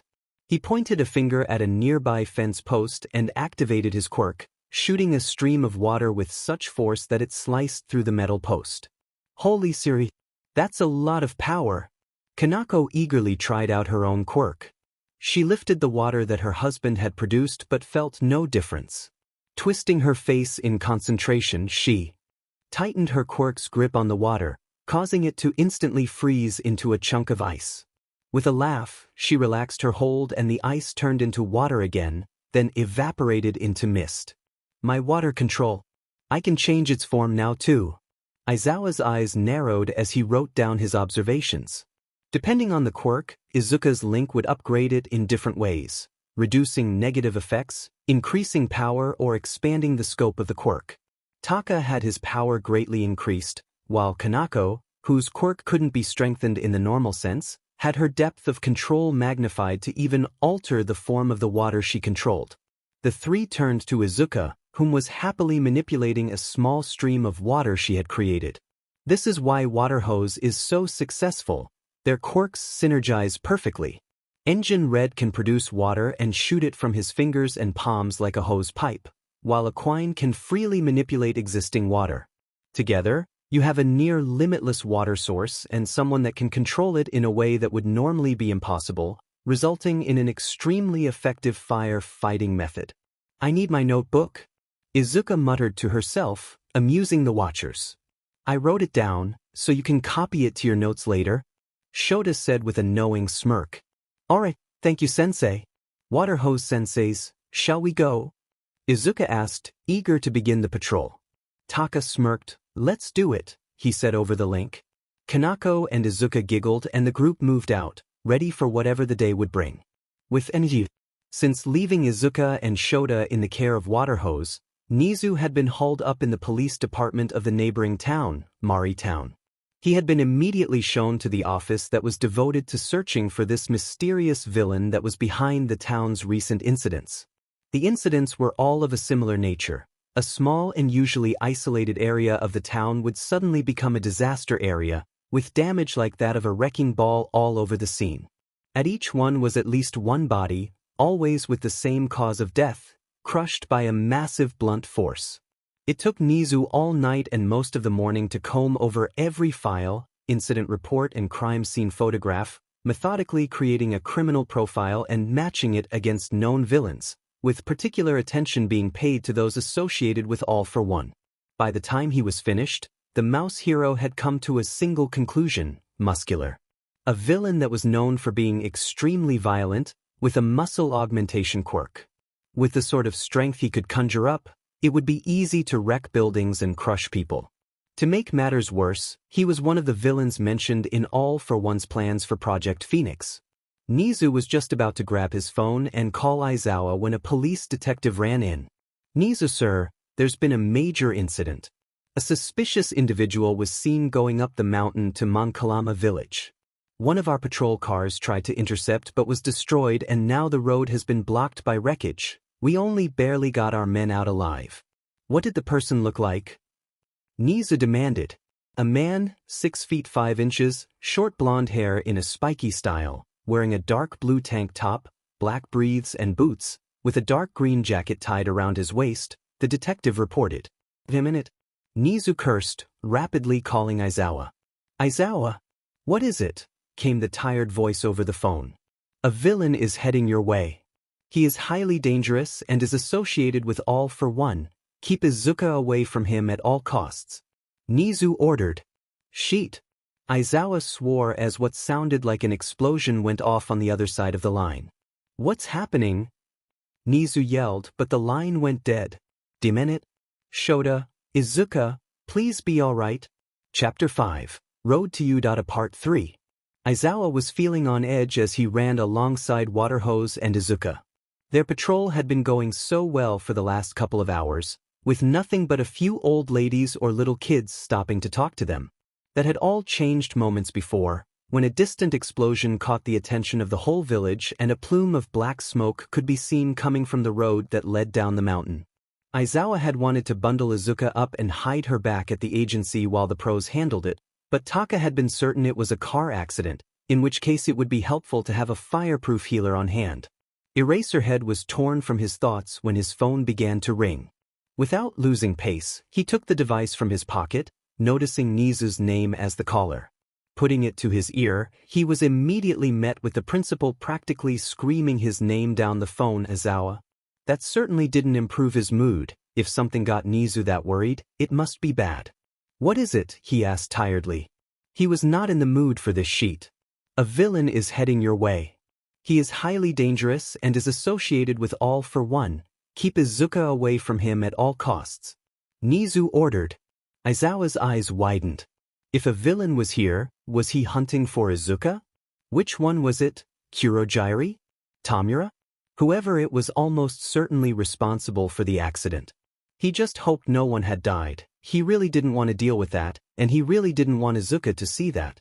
Just as he was about to demand details, the building they were running past suddenly exploded, blown apart by a powerful blow that sent dust and chunks of brick and mortar flying in all directions.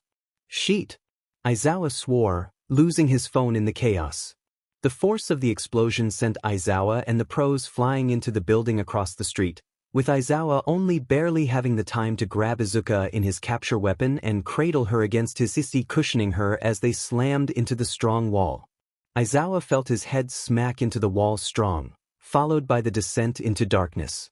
Izuka coughed, winded by the impact. What happened? She said, dazed and scared by the sudden explosion.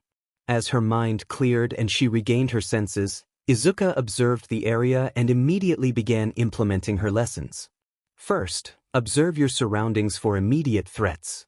Izuka scanned the area carefully, but saw very little through the dust and rubble. She could hear screams of panic in the distance, but no immediate danger, only the lingering threat of whatever had caused the explosion. Certain she would not be immediately attacked, Izuka began searching for the injured. Engine Red and Aquine were both to Izuka's right and were dizzy but had no serious injuries. Engine Red had struck a window and shattered it, receiving a few shallow cuts to his arms, while Aquine had hit a thin chain link fence that had bent, but not broken from her hitting it. As a result, she was shaken but unhurt. Then there was Aizawa, who had saved her from serious injury by taking the brunt of the collision. The man was unconscious and Izuka desperately wanted to apologize and thank him, but there would be time for that when the emergency was resolved. Aquine, please cover me while I heal Eraserhead and Engine Red. Izuka shouted, conjuring her pink flames and pressing them to the bleeding wound on Aizawa's head. Izuka felt the flames carefully, relaxing only a little when she sensed the swelling of Aizawa's brain go down and the crack in his skull healing. Not wanting to risk using more BLD, Izuka pulled her first aid kit from her pocket and patched up the cut. It would be annoying for Aizawa, but not dangerous. What? Hose watched her with mild awe, impressed by how well she'd adopted Recovery Girl's training. Izuka was just about to finish healing the last of Taka's wounds when a sinister laugh sounded from across the slowly settling dust cloud. So, we've got a little medic running around, do we? The voice sneered. The figure stepped out of the dust, revealing a tall and buff blonde man with hair that was the same shade and style as Katsuki's, though shorter. He wore plain black briefs and boots with a dark green jacket tied around his waist and a tight dark blue tank top that showed off his rippling muscles. The man's expression was sinister, his smirk clearly showing how much he enjoyed the destruction and pain he inflicted while his eyes shone with the longing to cause more. A villain? Is he responsible for the incident on the road as well? Engine Red growled, getting to his feet and gently pushing Izuka behind him. The road? Those PP cops that tried to stop me. I just smashed up their car and sent them flying. It worked out well actually. Now I've blocked the road, I can rampage as much as I want in this backwater village. You guys heroes? The man asked. We are water hose. We protect this village. Kanako shouted, taking a combat stance alongside her husband. Oh, that's just great. The names Muscular and muscle fibers began to emerge from all over Muscular's torso and wrap around him, making him appear as though his body was made of massive, exposed muscle tissue. I'm going to kill you. Without another word, Muscular leapt at the heroes, aiming a punch at both. Neither hero could take a punch capable of leveling buildings, so they dodged away, Aquine holding Izuka tightly as she jumped. Muscular turned his attention on the two females and began to charge them, only for a powerful water jet to slice into his left arm. Muscular barely flinched, manipulating his muscles to repair the damaged section as his attention shifted to Engine Red, whom was trying to lead the villain back towards the building he'd already broken. Using the link's telepathy, he relayed his plan. Aquine, I'm going to keep slicing at this guy. I need you to stay behind him and prevent my attacks from causing collateral damage. Izuka, when he's distracted, grab Aizawa and fly to Mari Town. Call for reinforcements and then stay there. Engine ordered. I've got it. Izuka thought back. Aquine nodded and put Izuka down, patting her cheek with a comforting smile before running to join her husband. She immediately took up a position behind Muscular, and whenever he turned to face her, she'd use her superior speed to get behind him while her husband peppered the villain with razor-sharp jets of water. As each jet sliced through Muscular, Aquine would manipulate the water, creating a cloud of mist to obscure his vision or freezing his legs. Water hose were doing well, dodging around Muscular's wild blows and keeping all damage limited to the area that the villain had already leveled. The villain barely seemed bothered, laughing and restoring his damaged muscles. As long as no attack hit his original body within the muscles, he could fix the damage easily, and the freezing of his legs did little more than slow him down as he easily shattered the ice. The mist was more of a problem though, and Izuka took it as an opportunity to make her move, conjuring her fire wings and darting at Aizawa before picking him up and flying as fast as she could towards the town, doing her best not to think about the sounds of battle happening behind her. As she flew over the road leading to the town, Izuka noticed the car wreck that blocked the narrow road. An ambulance, several police cars and a tow truck were already surrounding the wreck, trying to move it so the authorities could get to the village. Spotting Nizu with them, Izuka flew down and landed beside the ambulance, carefully laying Aizawa down. "I need help." Eraserhead hit the back of his head against a wall. I healed the swelling and cracked skull, but he still has a bad cut and hasn't regained consciousness. Izuka explained as the paramedics took Aizawa into the ambulance. "Good work, Izuka. What is happening in the village?" Nizu asked urgently. "A villain named Muscular has attacked. He's leveled a building and is fighting Waterhose. I escaped with Eraserhead after Aquine gave me some cover." Izuka reported, "The villain's quirk seems to be a powerful form of muscle augmentation, generation and control. Demon, how can we deal with that?" "With Eraserhead unconscious, we've lost our only counter," one of the police officers said angrily. "How are Waterhose handling it?" another asked. Izuka explained their tactics, clearly showing how impressed she was with the heroes, but the odd look in Nizu's eyes unsettled her. It was true that Muscular wasn't really losing, but they were evenly matched and Izuka went pale. Waterhose was evenly matched, but they were using the empowered versions of their quirks. The empowered versions they only received hours before. Their stamina wouldn't last until reinforcements came, they'd lose their strength, and then Muscular would. "I need to go," Izuka declared, flying back up. "Izuka! No, it's too dangerous," Nizu shouted, but it was too late. Izuka was already gone, using her flames to speed up her flight and rocketing her towards the enemy. As she flew, Izuka tried to contact the two heroes over the link, but found it strong to get through. Their thoughts were jumbled and erratic, but a clear feeling made its way through the link. "No, I won't let it happen," Izuka screamed, applying another burst of speed to her wings. She quickly closed in on the disaster area and saw the villain and heroes. Muscular was standing strong, Engine Red was on the ground at his feet, and Aquine was held by the throat. Both were bruised and bleeding. Engine's right arm looked badly broken and Aquine's left foot was completely crushed. Anger filled Izuka and instead of slowing down, she coated herself completely in her fire and slammed into Muscular with all her momentum, releasing it at the last moment to make herself bounce off her own flames and grab Aquine from Muscular's grip as the villain was sent smashing into the ground.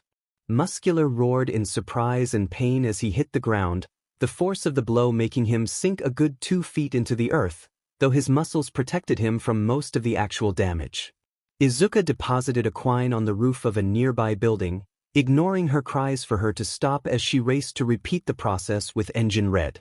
Unfortunately, Muscular read her movements and with a powered-up smack from his palm, he swatted Izuka out of the sky and caused her to crash into the ground. Izuka screamed in pain. Her flames had protected her a bit, but her right arm and several ribs were broken from the blow. The girl felt tears pricking at her eyes at the horrid pain, but choked them down and got back to her feet. "I'm surprised you survived that. I expected to have splattered you like a bug," Muscular taunted, "but you're about to cry, and you can barely stand. A little girl like you has no place here, so die." Izuka barely had a chance to dodge the sudden attack. Activating her wings, she dodged backwards and shot a few fireballs at the villain as his fist collided with the ground where she had just been standing, but the flames did little more than damage the surface of the muscles, which was almost immediately repaired. Izuka cursed as she was forced to dodge another swing. Her fire couldn't get through him. If she turned up the heat anymore, she'd cause collateral damage and might even kill the villain, something she couldn't bring herself to do. "Focus, Izuka. You've trained with All Might and he's tougher than this guy," Izuka thought, ducking and weaving around the blows. She noticed Engine Red was slowly edging himself away from Muscular, aiming to get out of the villain's range and then strike with his water again. "I need to stop and observe. The only way to damage Muscular is to harm his original body within the muscle mass. The villain can only use close combat, so attacking at range is safest, since no physical blow will get through, but no ranged attack we have is powerful enough. If only I'd linked with Aizawa-sensei too. Izuka ducked beneath another swing, taking that opportunity to punch at Muscular's stomach with a flaming fist. That was her first mistake.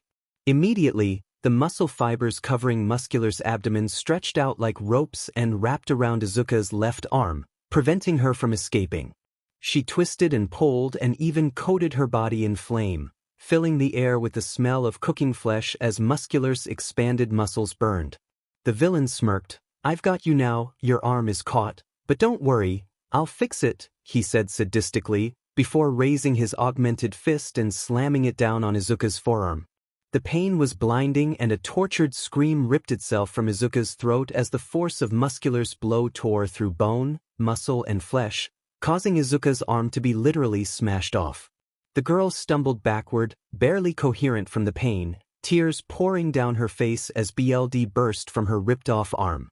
Her breathing was ragged and all her senses were dulled by the overwhelming pain, but she was vaguely aware of the screaming of Waterhose, shouting her name and cursing the villain.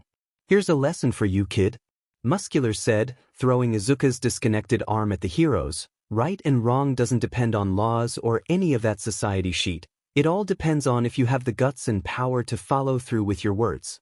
I can, so no matter what I do," he raised his fist, "I am in the right." "Like hell," Izuka roared, rolling away from the attack. "If the one with the most power is the one who's right, then that means All Might is the only person who's right, and that means—" Izuka silently apologized to her papa. She was about to break her promise. "That peace is the only right path," she declared, activating One for All. Her body glowed as her veins were illuminated by red light and green lightning began to spark around her. Izuka only knew the bare essentials on activating One for All, but this was all she could do now. Pouring the power into her legs, Izuka leapt at Muscular, ignoring the blinding pain of her legs snapping. She threw back her broken arm and made a fist, ready to deliver the final blow. "Phoenix Smash," she screamed, throwing the fist with 100% of her power. That was Izuka's second mistake. At the apex of her punch, as the full power of One for All coursed through Izuka's weakened arm, the damaged limb burst, exploding into a mess of bone and viscera. Izuka was so stunned, she didn't even feel the pain, or maybe her brain had simply been overloaded with the pain that she'd gone into shock. Her eyes widening, she remembered a conversation with Papa from a few months into her training. Izuka was breathing on the ground, having failed to lift the heavy weights that All Might had set out for her. "Sorry, All Might. I'm not strong enough yet," she whimpered, not wanting to face her hero's disappointment. All Might just chuckled. "It's fine. You're only young and your body is fairly frail regardless. This is why we're strengthening it. You can't use One for All like this." "Because it'll damage me?" she asked with a sniffle, daring to look up at her idol. All Might felt arrows striking his heart at the adorable pout and watery eyes on the face of his successor. "Indeed. Think of One for All as the sum convergence of the peak strength of each of its wielders. A weak and frail body won't be able to handle such power. Your limbs would explode." "I can't believe I allowed myself to forget that," Izuka muttered, falling face down in the dirt. If she had been in good condition, she might have managed it, but with her arm already badly shattered, the power of One for All tore it apart. "Demon girl, I've got to give you credit." Muscular laughed, crouching over her fallen form. "You've got a demon fine spirit. But without power, you can't do anything. Don't worry though." Muscular prepared his biggest blow yet. "You won't be alone in the afterlife for long." "Izuka!" Waterhose screamed together, unable to move as Muscular slammed down a fist that was coated with so much muscle, it was larger than his entire body. Izuka's body was completely crushed by the blow, and Izuka felt nothing at all. "I died," she thought as she was once again moved into the empty void she had become so familiar with. In the void, Izuka could do nothing but think until the resurrection occurred, which left her with 200 seconds until she awoke, but on the bright side, when she was resurrected, her body and stamina would be completely restored. "Waterhose, please hold out for just a little while longer." With that, Izuka quickly began focusing on how to defeat Muscular. At first glance, it was near impossible. He was physically tougher than anything they could normally dish out. Taka's empowered water shots could pierce his muscles, but not by much, and Izuka's flames could do the same. Izuka was certain that if she could get just a single good punch in on his true body, she could end the fight immediately, but she needed to find the proper opening. Think Izuka, what did I observe? Taka's water shot caused damage that healed almost instantly, no more than a second delay in muscular replacing the damaged muscle. Freezing his limbs did nothing but slow him by a second or two, and using water vapor as mist kept him blind, but didn't actually slow him down. My fire did some damage too, but... Izuka felt a sudden rush of hope. That's it. My flames damaged him, but he took longer to replace it. It takes a second to restore the muscles that were cut, but the muscles I burned took 3 seconds. It's not a lot, but every second counts. But where to strike? I need a gut or head strike to knock him out. If I'm fully restored, I can risk using one for all with some fire to burst through, but I need to know where to strike. The answer came to her as she replayed Muscular's every move in her head. No matter how much he coated himself in muscle, there was always one spot he kept exposed, his left eye. Muscular's quirk could coat his body, but if they covered his head completely, he lost all perception, so he kept his left eye exposed so he could see where he was going and attacking. Izuka internally smiled. She had a plan. Now it was time to implement it. Back in the world of the living, Engine Red and Aquine were back in the fight, screaming furiously as they used all their power to push Muscular back. The man was laughing, taunting them for failing to protect the girl, and every word cut into them, hurting more than any blow. They were both reaching their limit, but they had to keep fighting, or the villagers would be killed. Just as hope was about to run out, a bright flash of light shone from one of the craters from Muscular's earlier punches. What the hell? The villain muttered when it burst. A fire suddenly erupted from the crater and smashed into him, making him wince and growl from the pain. No way! Exploding out from the crater, Izuka rose into the air, coated in fire and with her wings fully extended, creating the image of a flaming angel. Taka and Kanako gaped at the sudden appearance of the girl, and Izuka winced at the looks in their eyes. She thought that since they'd been told of her link quirk, they'd also be told about her resurrection one. Izuka would be having words with Nizu later, after she stopped being scolded by her mentors and parents. Engine Red, Aquine, I have a plan, she sent over the link. Izuka? How is this possible? Engine shot back. There's no time. I'll explain later, I promise, but for now please listen, Izuka said, before explaining her plan. Water hose was at the limit, so they only had one shot at this, and if Izuka died again, it would be almost 3.5 minutes before she revived. More than enough time for Muscular to kill the heroes and secure her body if he started being serious. As for Muscular, he looked at the girl with awe and a slowly growing evil grin. Oh ho! You're that brat from Project Phoenix. The one that the boss was always going on about. Sheet, if I drag you back to Misty and the Hand Guy, I'll be set for life. Come here, he roared, leaping at her. That was the moment she needed. Izuka immediately began the plan by shooting as much water as she could from her left hand, using Taka's linked quirk, and manipulated it towards Aquine while her other hand shot flames at Muscular to force him to heal and stop his attack. She needed to generate the water herself, as she needed Taka to save all of his remaining strength for one final shot. Aquine used the provided water to immediately create a massive veil of mist over both Muscular and Izuka, blinding them both, then tightened her grip, causing all the mist to concentrate itself on the villain while Izuka used her flames to warm herself. The mist gathered around Muscular and froze, leaving him momentarily immobilized. Taka took that moment and made his shot, using Izuka's flames as a guiding light. Izuka dodged at the exact perfect moment, causing Muscular to be unable to see and defend in time and allowing the water shot to slice into his unprotected face.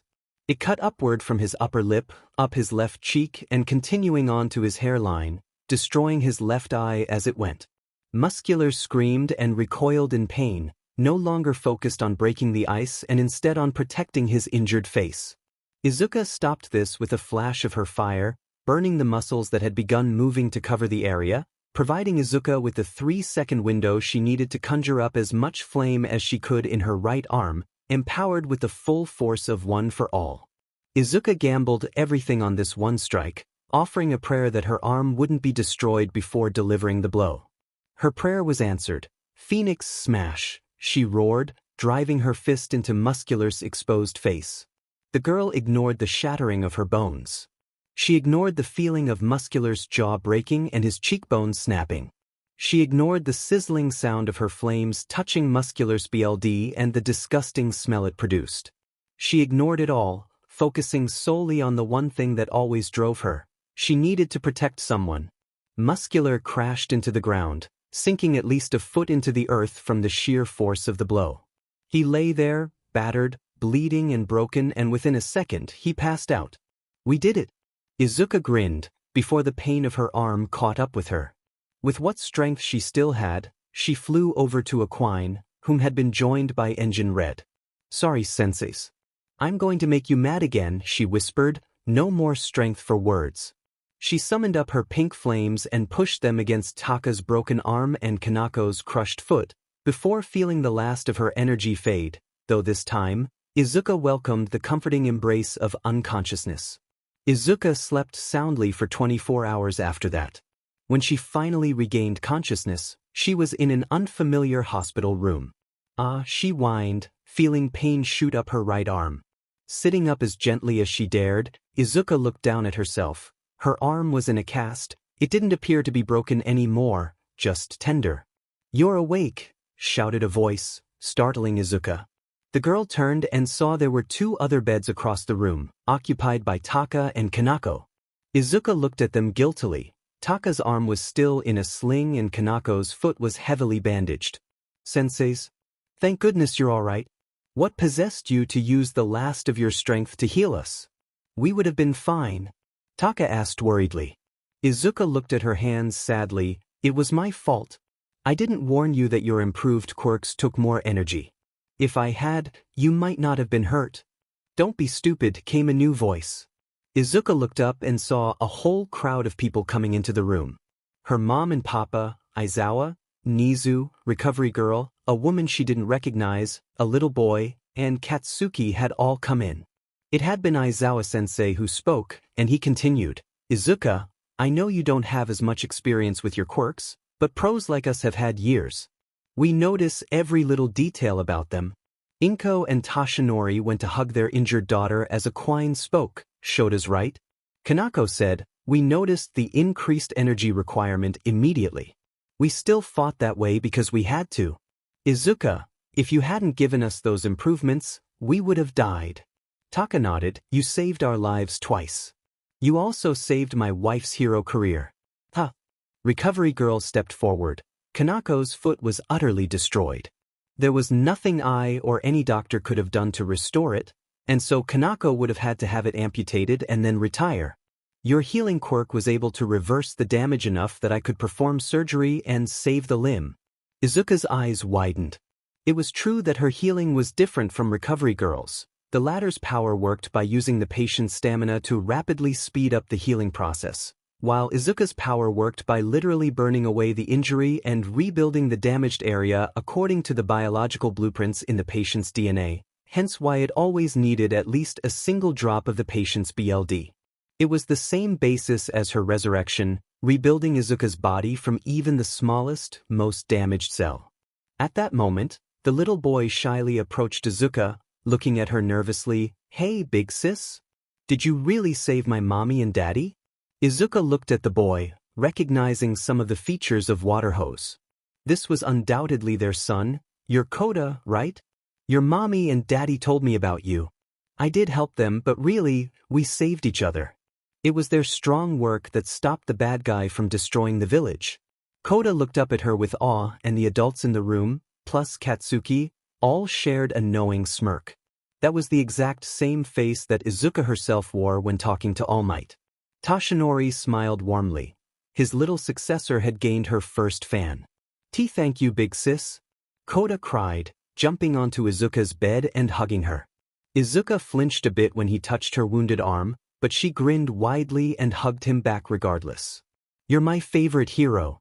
Izuka felt like her heart would burst. "Ah, really? What about your mommy, daddy and aunt? They're all amazing heroes. Too. And All Might and Eraserhead too. There are a ton of better heroes than me," she said embarrassedly. "Nah, they didn't save my parents. You did. Phoenix is the best hero," Koda argued, looking very serious despite his adorable 3-year-old face.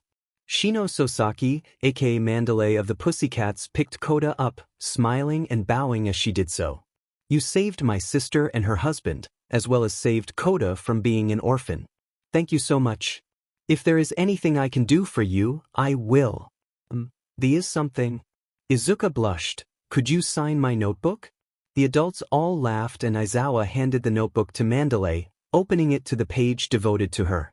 The hero looked at the picture of herself and smiled, but it was the notes that were impressive. "Wow, you're really observant. No wonder you came up with such an amazing plan." Mandalay signed her name beneath her picture and handed the book to Izuka, whom hugged it like a priceless treasure. "Sorry to ask this, but we need to discuss some secret information with Izuka. Do you mind taking young Koda to another room for a bit?" All Might asked. Mandalay nodded with a wink to Izuka, before walking away, Koda enthusiastically waving to Izuka as they left. Izuka waved back, then turned to her papa. "I'm in trouble, aren't I?" she asked guiltily. "A little bit," Toshinori admitted. "Let me fill you in on what happened." Toshinori began explaining what had happened after Izuka passed out. Only a minute or two later, Aizawa and the police had arrived on the scene, having cleared the wreckage only a few minutes after Izuka had flown back into the fray. Aizawa had regained consciousness literally seconds before Izuka flew off and would have used his quirk to stop her if she hadn't been so high and flying so fast. When the emergency services arrived, Izuka and Waterhose had been taken to the Mari Town Hospital, while Muscular had been taken to Tartarus Prison after receiving enough medical care to ensure he wouldn't die in transit. Apparently, the villain has just wanted to rampage and kill with his quirk and thought the isolated village would be a good place to do it with minimal interruptions. He hadn't known about Izuka until she resurrected, when he decided to try and take her to All for One's men. Unfortunately, Muscular was able to improve every muscle except his brain and didn't actually know how he'd have made contact with them, leaving the police with no clues on how to find the other villains. In the grand scheme of things, they were back to square one in their hunt, but on the bright side, a very dangerous person had been captured. Inko, Toshinori and Recovery Girl had been called by Nizu as soon as Izuka flew off and had arrived while Waterhose was in surgery to repair their damaged limbs, Mandalay and Koda arriving moments after. Katsuki had been brought the next day and arrived only a little while before Izuka woke up. His parents were currently in Mari Town, securing a hotel room for the night. When Taka and Kanako had gotten out of surgery and woken up, they had reported the battle with Muscular from their point of view, including Izuka's death and revival. They had been upset that they hadn't been warned, though this anger was aimed more at Nizu and Aizawa than Izuka herself, though they ultimately accepted it was important to keep it secret. All Might whispered that they didn't know about One for All though. Ultimately, the whole incident had ended with only 6 injuries: Izuka, the 3 pro heroes and the 2 police officers whose car was wrecked. None would have injuries lasting more than a week, thanks to Izuka and Recovery Girl, and the destroyed building was only a storehouse containing defunct radio equipment from WW2, when the village was a communication post for the Japanese army. All in all, it ended very well. "Izuka, I'm a little upset that you jumped into the fray despite not being a full-fledged hero yet, as well as breaking your promise not to use your strength quirk," Toshinori began, "but I truly can't fault you for it. If you hadn't, Engine Red and Aquine would have died, along with who knows how many civilians and police officers. Still, I want you to think on how you could have done things better." Izuka nodded sadly. Despite doing so well, she knew it was sloppy. How was she going to keep her quirk secret if she got herself killed in every battle? She thought back over what happened in the battle, and with the benefit of hindsight and a clear mind, she could see several mistakes. She could have escaped with the injured heroes. She could have flown around, getting civilians out of the combat zone.